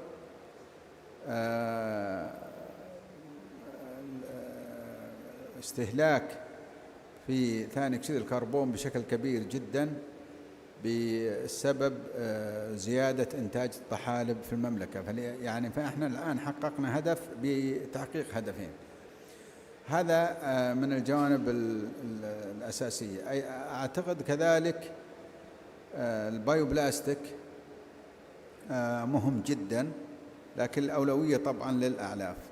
هناك تحديات كبيرة في الجانب هذا، لكن مثل ما تفضلوا الأخوان باستخدام العلم والتقنيات اللي توفرت الآن ولا كانت في السابق موجودة والآن موجودة، نستطيع بإذن الله أن احنا نواجه هذا التحدي ونوفر مادة غذائية للحيوان بشكل جيد عن طريق الطحالب. وهناك فرص زي ما ذكرنا سابقا. هذا اللي أشوف القطاعات الأساسية. يعني البايوبلاستيك بيخدمنا لأنه يصير فيه حتى هايبريديزيشنز بين الارتفيشال والبايو، يعني ممكن تكون جزئية في البداية، وخاصة الآن يعني احنا الآن أمس كان اليوم العالمي للبيئة، وكان تركيزه على تأثيرات البلاستيك. فهناك حاجة لجانب توفير البايوبلاستيك عن طريق الطحالب مع عملية العلف. هذا اللي أراه أنا كأولوية أولى. شكرا دكتور يوسف، من أكبر المؤيدين والمشجعين لقيام صناعة طحالب داعمة لصناعة الأعلاف في المملكة بحكم الحاجة. الأمن طبعا. أحب أضيف بس نقطة: صناعة البلاستيك يعني القابل للتحلل. العالم ينتج حوالي 500 مليون طن في السنة عندنا، ترمى أغلب في البحر أو غيرها، هذه غير قابلة للتحلل على مدى آلاف السنين. ولكن في مكونات في الطحالب إذا أضيفت إلى المواد الخام يعني اللي تصنع منها البلاستيك، يصبح هذا البلاستيك قابل للتحلل، يختفي. وهذه شيء إن شاء الله إنه الطحالب تكون مملكة رائدة في هذا المسار. دكتور إبراهيم، إيش لو قلنا عدد فين تروح؟ يعني هذا السؤال يعني فعلا هو السؤال البديهي اللي يطرح يعني في مثل هذه الحالات، ولكن احنا نعرف انه الاشياء البديهيه لا تحقق التقدم المطلوب. يعني الانسان عبر التاريخ كان يحلم انه يطير، والشيء البديهي انك تطير زي الطير. يعني حاولها عباس بن فرناس وحولت في مجتمعات اخرى ولكن لم تنجح. لكن عندما تجاوز الانسان التفكير البديهي يعني واصبح يحاول ان يبتكر وعرض نفسه للإيفولوشن، للنمو الطبيعي، قال الإنسان ليش أطير؟ ليه ما أخلي شيء يطير وأنا أركب فيه؟ طلعت طيارة. ونفس الشيء الماوس، ونفس الشيء أشياء كثيرة جدا في الحياة.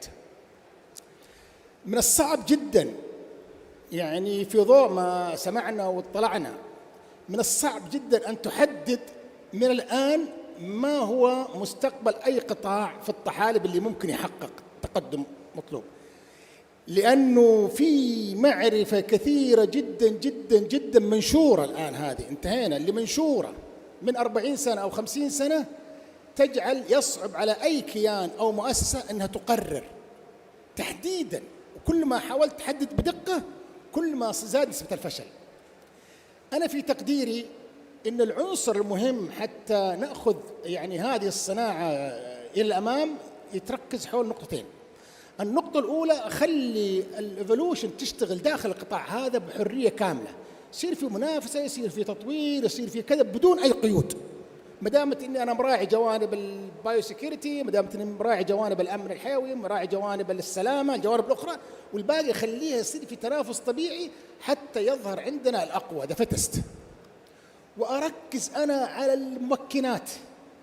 الممكنات تكمن في عنصرين كبار وفي تفاصيل لها وفي عناصر صغيرة، لكن العنصر الأول هو التشريعات، وشير إليها في كذا ورقة تشريعات. يعني زي ما مثلا كلوديو قال نشوف تشريعات الصين، تشريعات أمريكا، تشريعات الدول الأوروبية وكذا، لكن التشريعات يجب أن تكون تشريعات تجعل الابتكار والنمو هذا والإيفولوشن يمشي بأسرع معدل ممكن نقيسه. هذا العنصر الأول. العنصر الثاني اللي أعتقد نهتم فيه ونترك التفاصيل ونترك يعني هل نهتم بالعلف، هل نهتم بأوميجا 3، هل نهتم بالأغذية، هل نهتم يعني الكربون سيكوستريشن، هذه اتركها، هي حتجيك النتائج. العنصر الثاني المهم جدا اللي هي أسواق المال، الفاينانشال ماركتس. ولا أقصد فقط سوق الأسهم وكذا، هذا جزء منها، ولكن بس نجي نشوف ما هي المنتجات المالية المتاحة في دولة زي هونغ كونغ، ولا في دولة زي نيوزيلندا، ولا زي في منطقة شنزن، ولا المتحدة الأمريكية، زين، ولا أي واحدة من الدول اللي مؤشرات البنك الدولي فيها للتنمية المالية الفاينانشال ديفلوبمنت عالية، ونطبقها عندنا. هنا حيتفاجأ، هتطلع عندك قطاعات أنت حتى ما أنت متوقعها، وعندنا دليل على ذلك. حنا يعني لو جينا قبل 50 سنة وجينا قعدنا اجتمعنا في قاعة زي هذه وقلنا والله يا جماعة هل نطور صناعة الألبان في المملكة العربية السعودية أو نطور الغاز، قبل 40 سنة عندنا معلومات كبيرة إنه الغاز يعني شيء المملكة متوفر فيها، لكن لا عندي أنا مراعي ولا عندي مساحات خضراء ولا شيء، كيف أطور صناعة الألبان؟ ولكن لأنه صناعة الألبان ترك لها الحرية بدون تدخل إلا بحد الأدنى اللي يتعلق بالأمن والسلامة، وصناعة الغاز ممنوع في المملكة العربية السعودية، شركة للغاز غير شركة الغاز للصناعة الوطنية على فكرة، ما في غيرها، ممنوع. لو جاء الدكتور علي الشيخي ولا حيدر ولا الدكتور يوسف ولا أبو ناصر ولا أي واحد فينا قال بسوي شركة غاز، قالوا ممنوع. لكن الآن عندنا يمكن 80 أو 100 شركة وفشل 20 وفصل ده، وصار في ايفولوشن كامل. أصبحت معدل إنتاجية البقرة في المملكة العربية السعودية هي الثالث على مستوى العالم. في السنوات الأخيرة تتقدم على هولندا ويتقدم على ألمانيا ويتقدم على إسبانيا وعلى إيطاليا في معدل إنتاجية البقرة. عندنا كيس موجودة في القطاع الزراعي، عندنا كيس أخرى في قطاعات أخرى، بس المجال بتأثر. إذن أنا أترك الإيفولوشن هذا ما هو القطاع اللي سينجح؟ كاوس حتشتغل، الجامعات الأخرى حتشتغل، الشركات العلمية حتشتغل، المستثمرين حيشتغلون، الوزارة تكون ريجوليتر يسهل أكبر مجال الابتكار والإبداع والنمو، أقصى درجة من التسامح ما دامت إني ما تجاوزت جوانب السلامة والأمن الحيوي، وأشتغل على الفاينانشال برودكتس الفاينانشال ماركت وأشجع إنشاء أكبر عدد ممكنة. أنا أشوف بإذن الله حيكون هذا عنصر رئيسي في نجاح صناعة الطحالب في المملكة. شكرا دكتور. يعني أنت تترك للمستثمر، خلينا نقول هو اللي يقرر في أي اتجاه يبغى يمشي، للمستثمر وللاعبين كلهم، المستثمر، المبتكرين، الجامعات، المنافسة، كلها حتشتغل مع بعض. تمام. ايفولوشن يعني. شكرا. دكتور كلاوديو، in which direction, if we now we have two different opinions. Dr. Yusuf did mention some areas in which areas we have to go. Dr.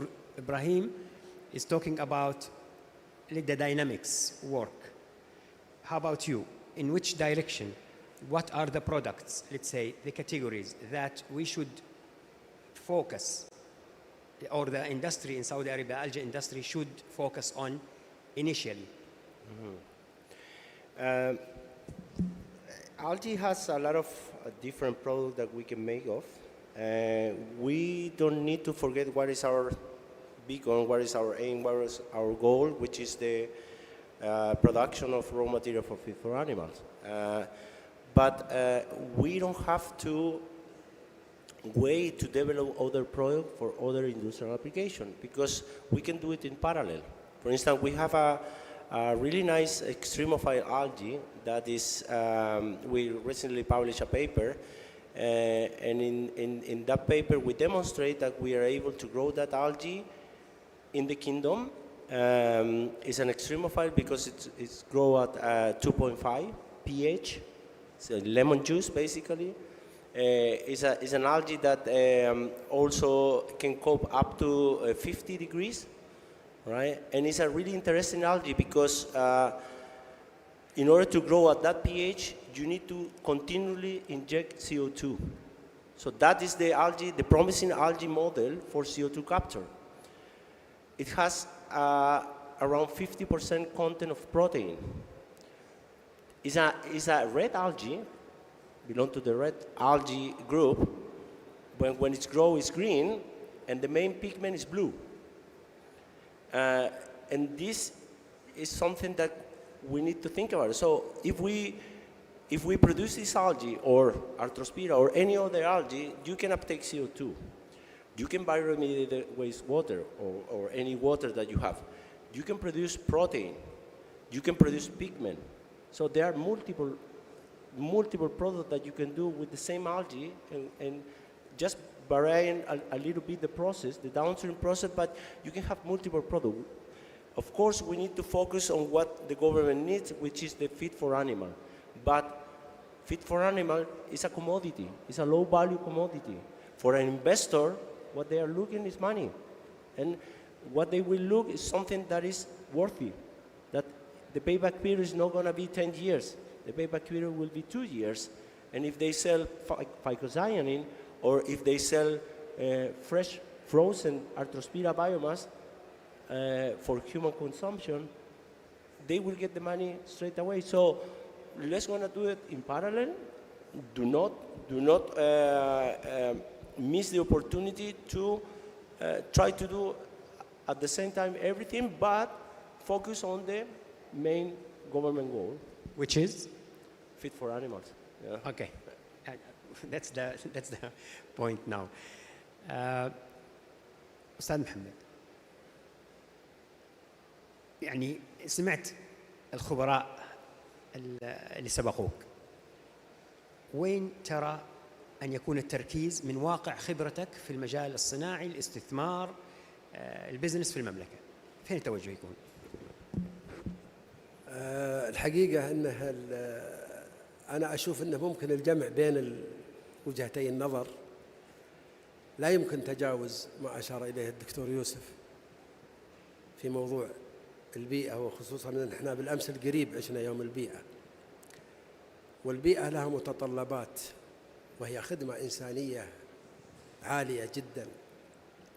أذكر أثناء فترة رئاستي للمجلس البلدي لأمانة المنطقة الشرقية حاولنا اتخاذ قرار بمنع البلاستيك، لأن البلاستيك هدد البلد برا وبحرا، ولكن كل ما استطعناه ان احنا نمنع البلاستيك في الخبز الحار، مخابز بس تحط ورق بدل ما تكون بلاستيك. فإن الله سبحانه وتعالى يسر هذا الأمر، واستطعنا بفضل هذا العلم بفضل هذه الخدمة أن نتمكن من أن نجعل أكياس البلاستيك المنتشرة في البر والبحر والجو وأن تكون قابلة للتحلل، فهذا بحد ذاته يعني فتح أعتبره. وفي نفس الوقت أعتقد أن العلم والصناعة eventually will drive itself كما أشار الدكتور إبراهيم التركي. شكرا. شكرا دكتور. أحب بس قبل ما ننتقل للنقطة الثانية، فضل الله سبحانه وتعالى على المملكة العربية السعودية أنه الطحالب هي عماد اقتصاد المملكة العربية السعودية الآن، حيث أن مصدر النفط البترول اللي عندنا هو أصله طحالب. فإحنا الآن جميع البترول والغاز اللي عندنا اللي اقتصاد المملكة العربية السعودية معتمد عليه على الأقل في السنوات الماضية هو أصله من الطحالب. فإحنا يعني هذا الشيء انطلقنا، القاعدة اللي انطلقنا منها بالحمد لله في العصر الحديث هي الطحالب، وبإذن الله نكمل بصور أخرى أيضا. أنا ودي أسأل هنا باختصار قبل ما ننتقل للأمور اللي تهم المستثمر المالية، هل ترون أن مؤسسات البحث العلمي في المملكة لها دور الآن، ما نتكلم عن السابق، في توطين ودعم الصناعة؟ يعني نتكلم كاكست، مدينة الملك عبد العزيز، جامعة الملك فهد، جامعة الملك فيصل، جامعة الملك عبد العزيز وغيرها، هل لها دور أو هل يجب أن يكون لها دور في توطين الصناعة والانتقال بها إلى المرحلة القادمة؟ دكتور. طبعا من كاكست الدكتور يوسف، فأكيد الجواب متوقع، بس نشوف نسمع. أنا أعتقد أكيد بيكون لها دور، وخاصة الآن يعني عندنا جهتين أساسية، هي هيئة البحث العلمي والابتكار ومدينة الملك عبد العزيز. طبعا هيئة البحث العلمي والابتكار كجهة داعمة لهذه، إلا أن احنا ومدينة الملك عبد العزيز الآن كناشونال لابز وكذا الآن توجهت إلى عملية الأبحاث التطبيقية البحتة.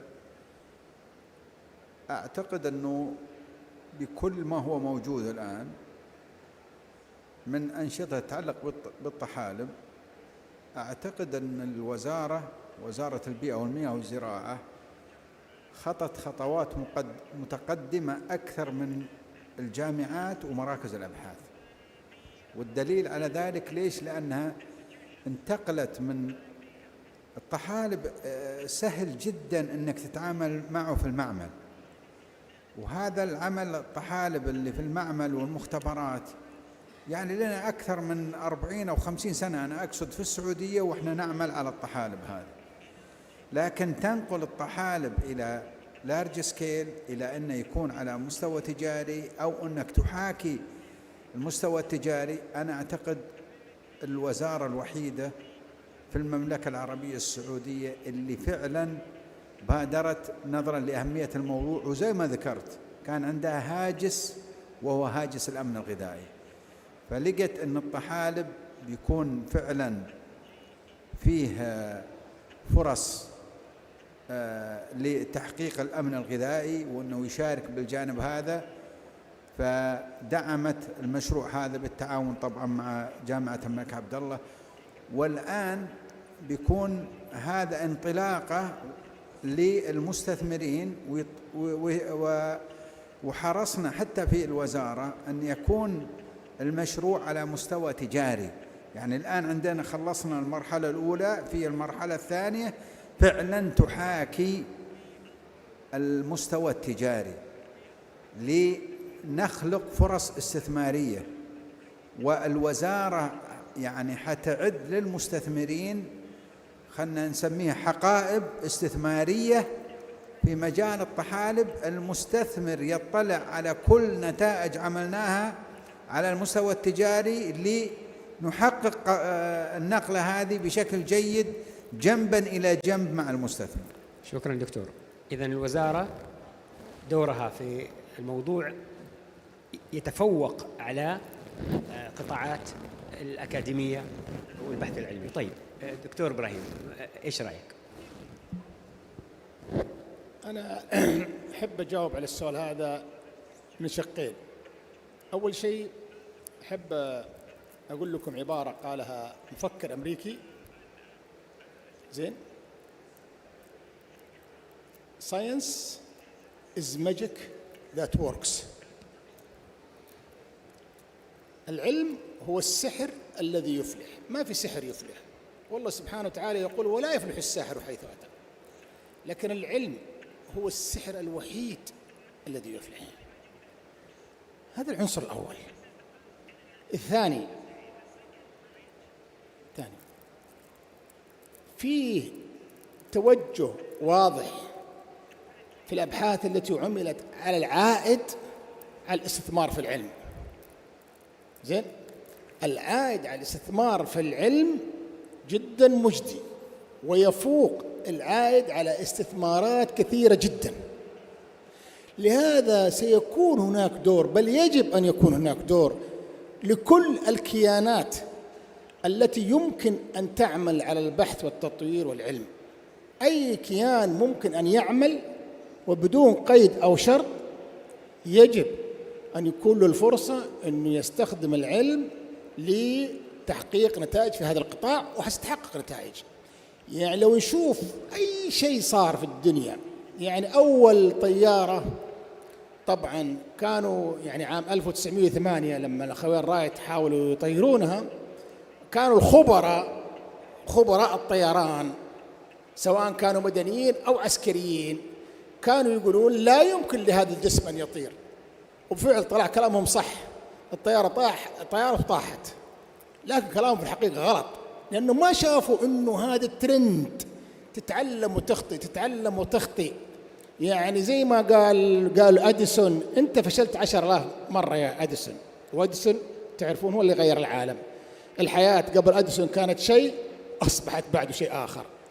قالوا له: أنت فشلت 10,000 مرة يا أديسون. قال: أنا ما فشلت 10,000 مرة يا جماعة، أنا عرفت 10,000 طريق لا تؤدي إلى ما أريد.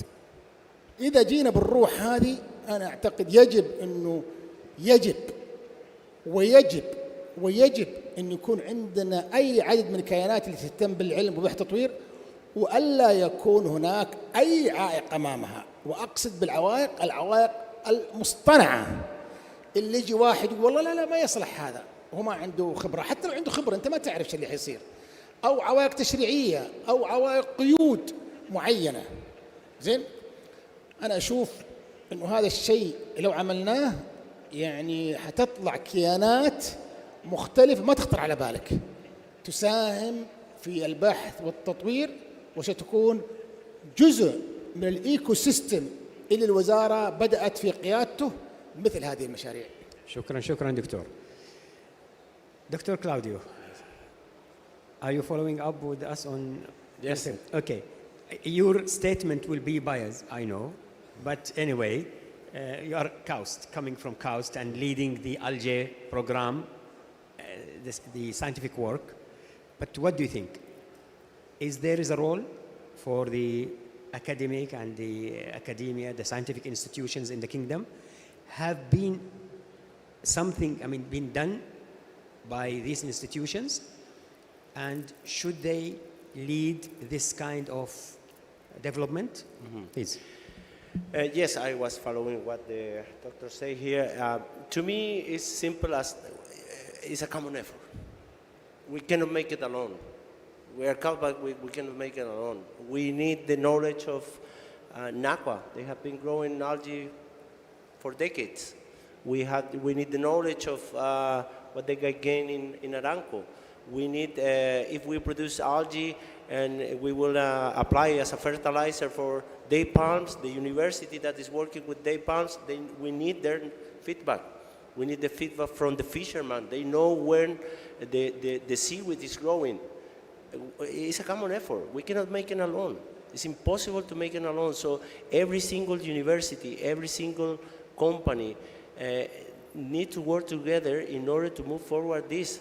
And not only it's beautiful to hear that science is something really important in order to try to achieve something, but it's an holistic approach.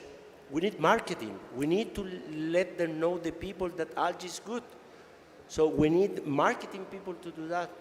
So we need the advice of international experts, because they have done this work for so many decades too. So we need to work with them together. It's a common effort, because at the very end the message is we can have plenty of goods, we can have fancy cars, we can have whatever you like, but if you don't have food, then we're in trouble. Thank you very much, Doctor. أستاذ محمد, تتفق أو تختلف؟ تفضل. الإجابة على السؤال أستاذ حيدر على هل للجامعات دور، لا شك ولا ريب، وما كاوست إلا دليل واضح على ذلك. وهل يجب؟ نعم يجب على كل جامعة ومركز أبحاث أن يكون له مساهمة فعلية ملموسة ومحسوسة لتطوير العلم في جوانبه المختلفة. نعم يجب. شكرا. فوكس. عندي السؤال هذا للدكتور إبراهيم والأستاذ محمد. من واقع الوضع القيادي لكم في مجلس الغرفة التجارية والصناعية على مستوى الزراعة، لجنة الزراعة وغيرها، هل يمكن أن تلعب المجالس الغرفة التجارية والصناعية أو الاتحاد دور في جذب المستثمر للاستثمار في القطاع؟ هل تكون اتحاد الغرف هو المفتاح اللي يعرف بهذه الصناعة للمستثمر، أو ترون أن هناك جانب آخر ينبغي أن تسلكه مثلا الوزارة أو الدولة للوصول إلى المستثمر؟ تفضل.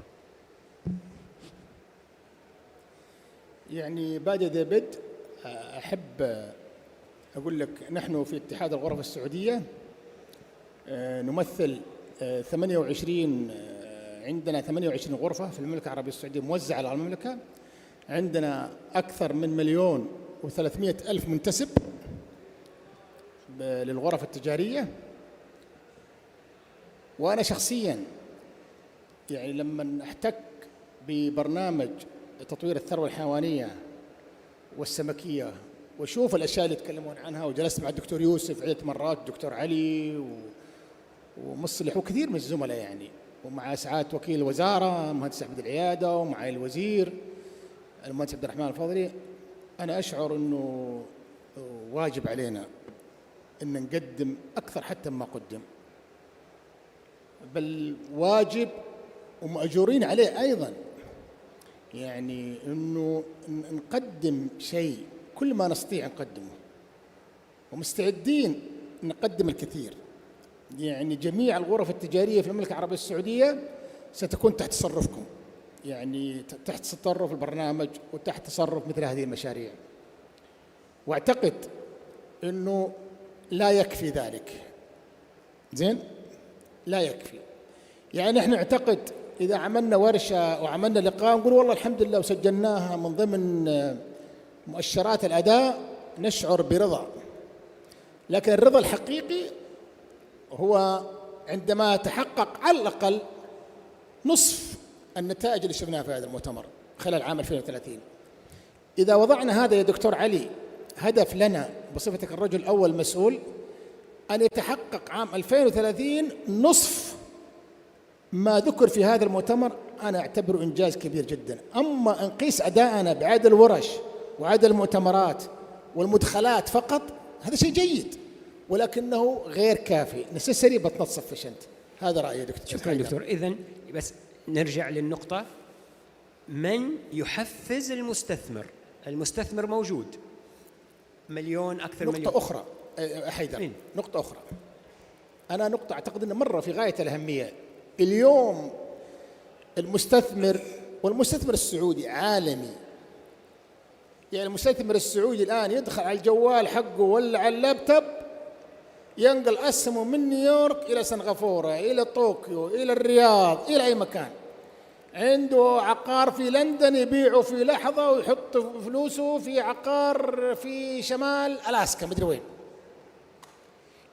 إذا أردنا بالطموحات اللي موجودة وبالمعرفة الكبيرة اللي شفناها في هذا المؤتمر، أنا أشوف عنصر حاسم أن ننظر للمستثمر بغض النظر عن جنسيته، وهذا توجه قوي عندنا في الاستراتيجية الوطنية للاستثمار واضحة، لكن لا تكفي. يعني يجب أن ننظر للمستثمر، أي مستثمر في العالم يريد أن يستثمر في صناعة الطحالب أيا كان القطاع، يجب أن يوفر له جميع العوامل الممكنة. ما يبغى دعم مالي، هو يبغى بس توفر له، تعطيه ضمانات معينة إنه هالأشياء ما راح تغير، القوانين هذه ما راح تغير، التشريعات هذه ما راح تغير، عرفت كيف؟ التسهيلات، الدخول والخروج. أنا أشوف إنه هذا عنصر حاسم، يجب أن ننظر للمستثمر في العالم وليس في المملكة العربية السعودية. شكرا، حننتقل للنقطة هذه إن شاء الله. أستاذ محمد، إيش رأيك؟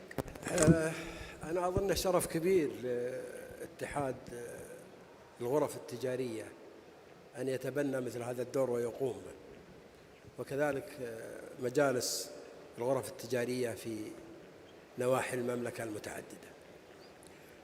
ومثل ما أشار الدكتور إبراهيم إلى عدد المنتسبين إلى اتحاد المجالس والغرف التجارية في المملكة، فلا شك من تجربتنا ومن ممارستنا، فأنا رئيس اللجنة منذ أن كانت لجنة الزراعة والثروة الحيوانية والسمكية، ثم لجنة البيئة والزراعة، ثم حاليا إلى لجنة الزراعة والغذاء بالشرقية، ول4 دورات متتالية عضو اللجنة الوطنية الزراعية في المملكة. ورجال الأعمال السعوديين حريصين جدا على المساهمة والاستثمار، لكن في أمور طبعا ليس هذا موضعها لنقاشها. أنتم كما تعلمون جميعا رأس المال ليس شجاع، ما يبقى الجبان، لكن أنا متأكد أن فيه دور يتشرف به اتحاد الغرف ومجالس الغرف التجارية في السعودية. شكرا أستاذ محمد. إن شاء الله أنه على المدى القريب يعني يبدأ بالفعل أن يدلو الاتحاد الغرف بدلوه في تشجيع المستثمر وتعريفه بهذا القطاع، ولعله اللجنة الزراعية لجنة الزراعة والطحالب تصبح، يعني على الأقل من الآن السنوات القادمة. غيرنا من الزراعة للثروة السمكية كذا، ولكن لجنة الزراعة والطحالب. دكتور إبراهيم رئيس أنا مؤمن بقاعدة علمونا إياها علماء أصول الفقه في الإسلام، وكل ما اقتربنا من هالقواعد هذه أعتقد حنساهم في ازدهار مجتمعاتنا. الأصل في الأشياء الإباحة، يعني نحن مع الأسف بعض الأحيان نعتقد إذا منعنا شيء أنه هذا الشيء صح، لكن في الحقيقة إذا منعت تقع في خطأ، وإذا سمحت ممكن تقع في خطأ زين، لكن خطأ المنع أكبر بكثير من أخطاء السماح. فلهذا أنا أشجع إنشاء لجنة. تبغون ننشئ لجنة ننشئها لكم، تبغون نبدأها بغرفة نبدأها بغرفة، تبغون يعني تبغون نخليها ضمن لجنتنا، ما عندنا تحفظ أبدا. عرفت كيف؟ نبغى حجة قوية نشتغل على بلورتها مع الآخرين الشركاء الآخرين. إذا وصلنا لحجة قوية أعتقد الزملاء في الغرف التجارية ما راح يقولوا لا، يرحبون. شكرا. ولعله الدكتور علي إن شاء الله بعد الجلسة لعله يكون عنده بعض ما يضيفه في هذا الجانب إن شاء الله. طيب، ذكرت محفزات، يعني أنت تطرقت للنقطة يا دكتور. لا شك أن المستثمر أحد أهم الممكنات التي تشجعه على الدخول هي توفير التمويل، صور مختلفة. سؤال من واقع المعرفة دكتور إبراهيم، أخوة أعضاء اللجنة، ما هي صور الدعم على حسب ما تروه الآن، ما هو قائم الآن، ليس ما ممكن أن نطلبه، ما هي صور الدعم المطلوبة، سواء التمويل الدعم المالي إلى جانب صور الدعم الأخرى، لأنه جالسين معنا بعض الأخوة المستثمرين نبغاهم يعرفوا إيش الموجود، وباختصار صور الدعم الموجودة الآن تحديدها. شكرا. يعني أكاديميين ما يبغوا يتكلموا في الدكتور، ما أنت أكاديمي أنت. يعني الدعم عندنا احنا معروف انه في صندوق التنمية الزراعي، واعتقد مشاريع الطحالب كاستزراع موجودة من الصندوق ولها آلية، لكن ممكن الإخوان في الغرف التجارية باحتكاكهم مع القطاع الخاص وكذا عندهم تصور أكثر في الجانب. دكتور إبراهيم،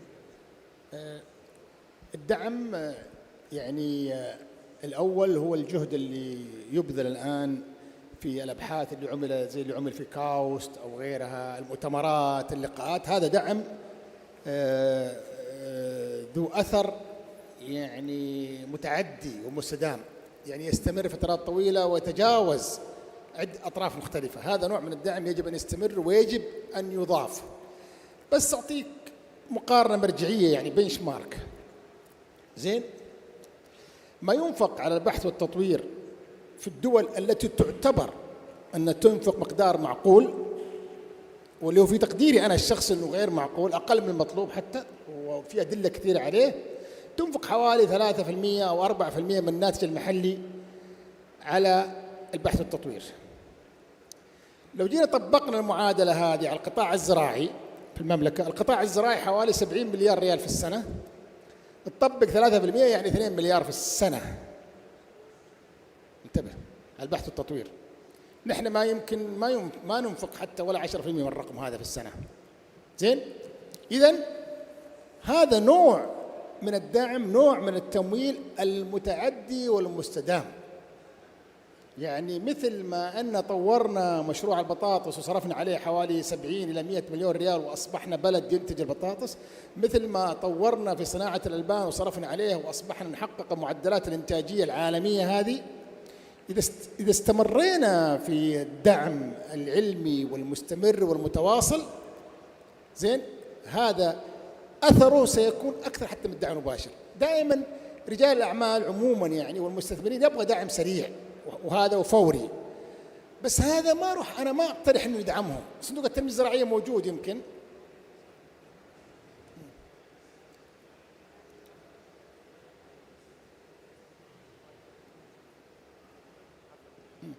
يعني صندوق التنمية الزراعي موجود، لكن الدعم النوع الآخر إني أزيل العوائق اللي تعيق تطور أسواق المال. يعني مثلا أعطيك مثالين بس. عدد البنوك التجارية في المملكة، يعني كثير من المنشآت حتى الصغيرة طبعا المتوسطة تعاني، زين، وهذا عنصر مهم في زي ما ذكروا الإخوان، يعني إنه في تطوير الصناعة تحتاج عدد كبير من المنشآت الصغيرة، يعني لا تستطيع أن تحصل على تمويل البنوك التجارية. في برنامج كبالة في كذا، لكنها جزئيات صغيرة. يعني مجموع مبيعات المنشآت الصغيرة والمتوسطة في المملكة أكثر من مبيعات أرامكو وسابك وSTC والكهرباء ومجموعة من الشركات مع بعض. شوف، فأنت الآن بسبب القيود الموجودة على عدد البنوك التجارية لم تمكن هذه المنشآت من الحصول على عنصر من عناصر الإنتاج اللي هو التمويل. يعني على سبيل المثال، لو عدد البنوك السعودية نسبة إلى سكان المملكة أو نسبة إلى اقتصاد المملكة زي عدد البنوك التجارية الأمريكية نسبة إلى سكان اقتصاد أمريكا، يجب أن يكون عندنا ما لا يقل عن 300 بنك في المملكة، وعندنا ما عندنا ولا 20 بنك. إذن هذا عائق، أنا ما أحتاج أسوي شيء، أنا بس أزيل الغطاء عن هذا العائق، أزيل السلسلة اللي في يد هذا العائق. يعني هذا نوع أشوف أنه يعني يمكن ما هو واضح، لكن زي الفيتامينات، حاجة ما هي واضحة لكن لها تأثير على صحة الإنسان. شكرا دكتور. هل هذا يعبر عن 1,200,000 عضو في اتحاد الغرف يشاركوك بالرأي؟ أيوة أو لا؟ والله ما كنت سألت، لكن أتوقع أنه لو ناقشناه نقاش عميق جزء كبير منهم حيشاركنا الرأي هذا. تمام، ما في كلام. وهذا على فكرة منشآت الهيئة العامة للإحصاء عملت دراسة يعني وبينت أنه هذه رقم واحد، هذه مشكلة تواجه المنشآت الصغيرة والمتوسطة. شكرا دكتور. دكتور كلاوديو, do we have, I mean, based on what I've been talking to Dr. Yusuf and Dr. Ibrahim, what do you think? Regarding investment, for me, I'm going to make an analogy. I really love football. If you mark the pitch and you know the rules, you can play the game. So, what this country needs, make a framework, regulation, and that it will be the tool to attract investors. Thank you. Short and simple. أستاذ محمد. أنت سألت أخوي حيدر عن الدعم. الدعم عادة يكون بعدة أشكال ومن عدة جهات. ممكن يكون الداعم أيضا يحتاج دعم، وهذه نقطة هامة يجب أن يكون لها بحثها المستقل. الداعم برأس المال يحتاج إلى دعم في تشريعات، وحنا ولله الحمد في المملكة ربي وفقنا الآن اليوم بمرونة في يعني النظام الراجع فيه سرعة في تعديل الأنظمة، وهذه بحد ذاتها إيجابية. وأتفق مع الدكتور إبراهيم إلى حد كبير. شكرا. باختصار في نصف دقيقة لكل عضو في الإخوان الخبراء، بنصف دقيقة، لو طلب منك توصية للجهات، للقيادة، للجهات السيادية، توصية واحدة أو مجموعة توصية خلال نصف دقيقة، ما الذي تطلبه أو تتمنى أن تراه مما يحقق دعم الصناعة، استزراع وتصنيع الطحالب في المملكة؟ إيش تقول دكتور يوسف؟ أكيد بركز على دعم مشاريع الطحالب في مجال صناعة العلاف. دكتور إبراهيم. نقطة واحدة في نص دقيقة: الاستمرار بدون توقف في البحث والتطوير واستخدام العلم وتوصيل المعرفة لكل الناس، زين، وإزالة العوائق والقيود على القطاع المالي بكافة أنواعها. كلاوديو. For me, again, so let's gonna have a clear regulation and let's gonna work together, and we're gonna make it. The regulations again. أستاذ محمد. دعم وتطوير البحث العلمي إضافة إلى دراسة الهواجس لدى رجال الأعمال والمستثمرين والعمل على إزالتها بحقائق تعاقدية. شكرا. شكرا. أحب أختم. هناك دعوة وتوجه يتضح واضح من كلام الخبراء في اللجنة وتوجهات الوزارة من عقد هذا المؤتمر، ودعوة الخبراء من أفضل الخبراء في العالم وأفضل الشركات للمشاركة، هو دعوة لهم أيضا شركات التقنية والمستثمرين لدخول سوق المملكة العربية السعودية والاستفادة من ما هو موجود الآن ومن الفرص الموجودة في المملكة إن شاء الله. شكرا جزيلا أستاذ محمد، دكتور كلاوديو، دكتور إبراهيم، دكتور يوسف، ونلتقي بكم إن شاء الله على خير في المرات القادمة. شكرا جزيلا. السلام عليكم. شكرا جزيلا للمتحدثين ولرئيس الجلسة. يتفضل الآن الدكتور علي الشيخي من أجل شكر وتكريم المتحدثين.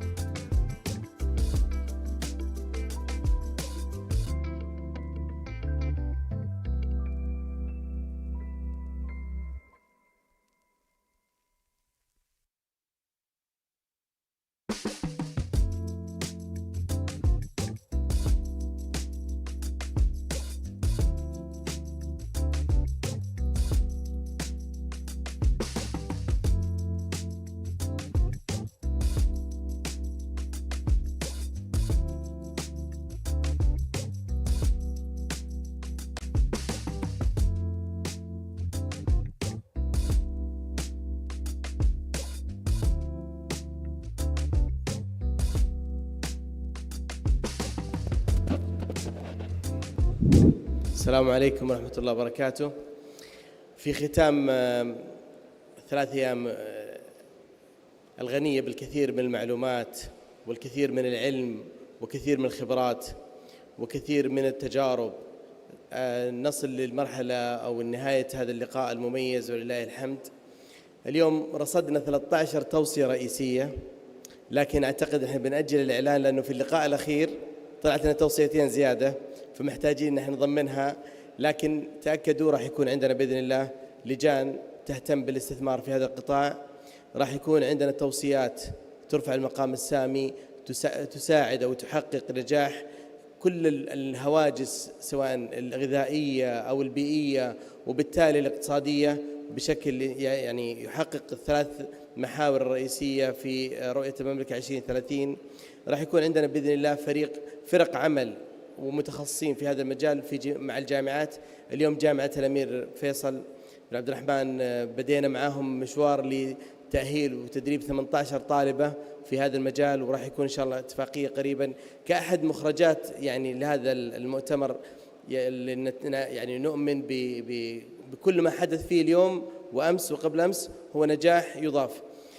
أنا أقتبس من جميع المحاضرات وجميع العروض اليوم أو أمس وقبل أمس إنه مركز الأرض لصناعة الطحالب والأعشاب البحرية وفق الميزة النسبية، وفق الإرادة الموجودة، وفق الممكنات التي تعمل عليها الدولة، وفق الحاجة الموجودة في القطاعات الخاصة، راح يكون إن شاء الله بإذن الله يتحقق عما قريب بحول الله. لا أريد أن أطيل عليكم، أخذنا كثير من وقتكم، سعدنا كثير بوجودكم، ونتأمل بإذن الله أن يقام معارض باستمرار.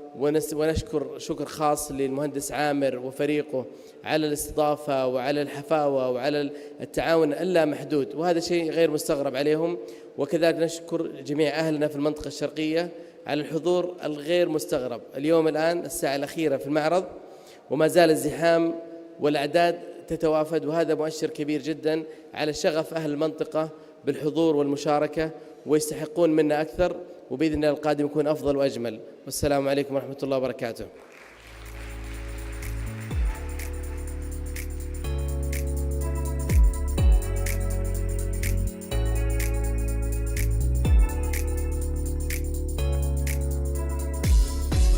شكرا جزيلا لكم، نشكر لكم كريم تلبيتكم لهذه الدعوة. والآن ندعوكم أيها الإخوة والأخوات الكرام للانضمام إلينا في قاعة الورش، حيث سيقوم الدكتور علي بلقاء الطلبة والطالبات الجامعيين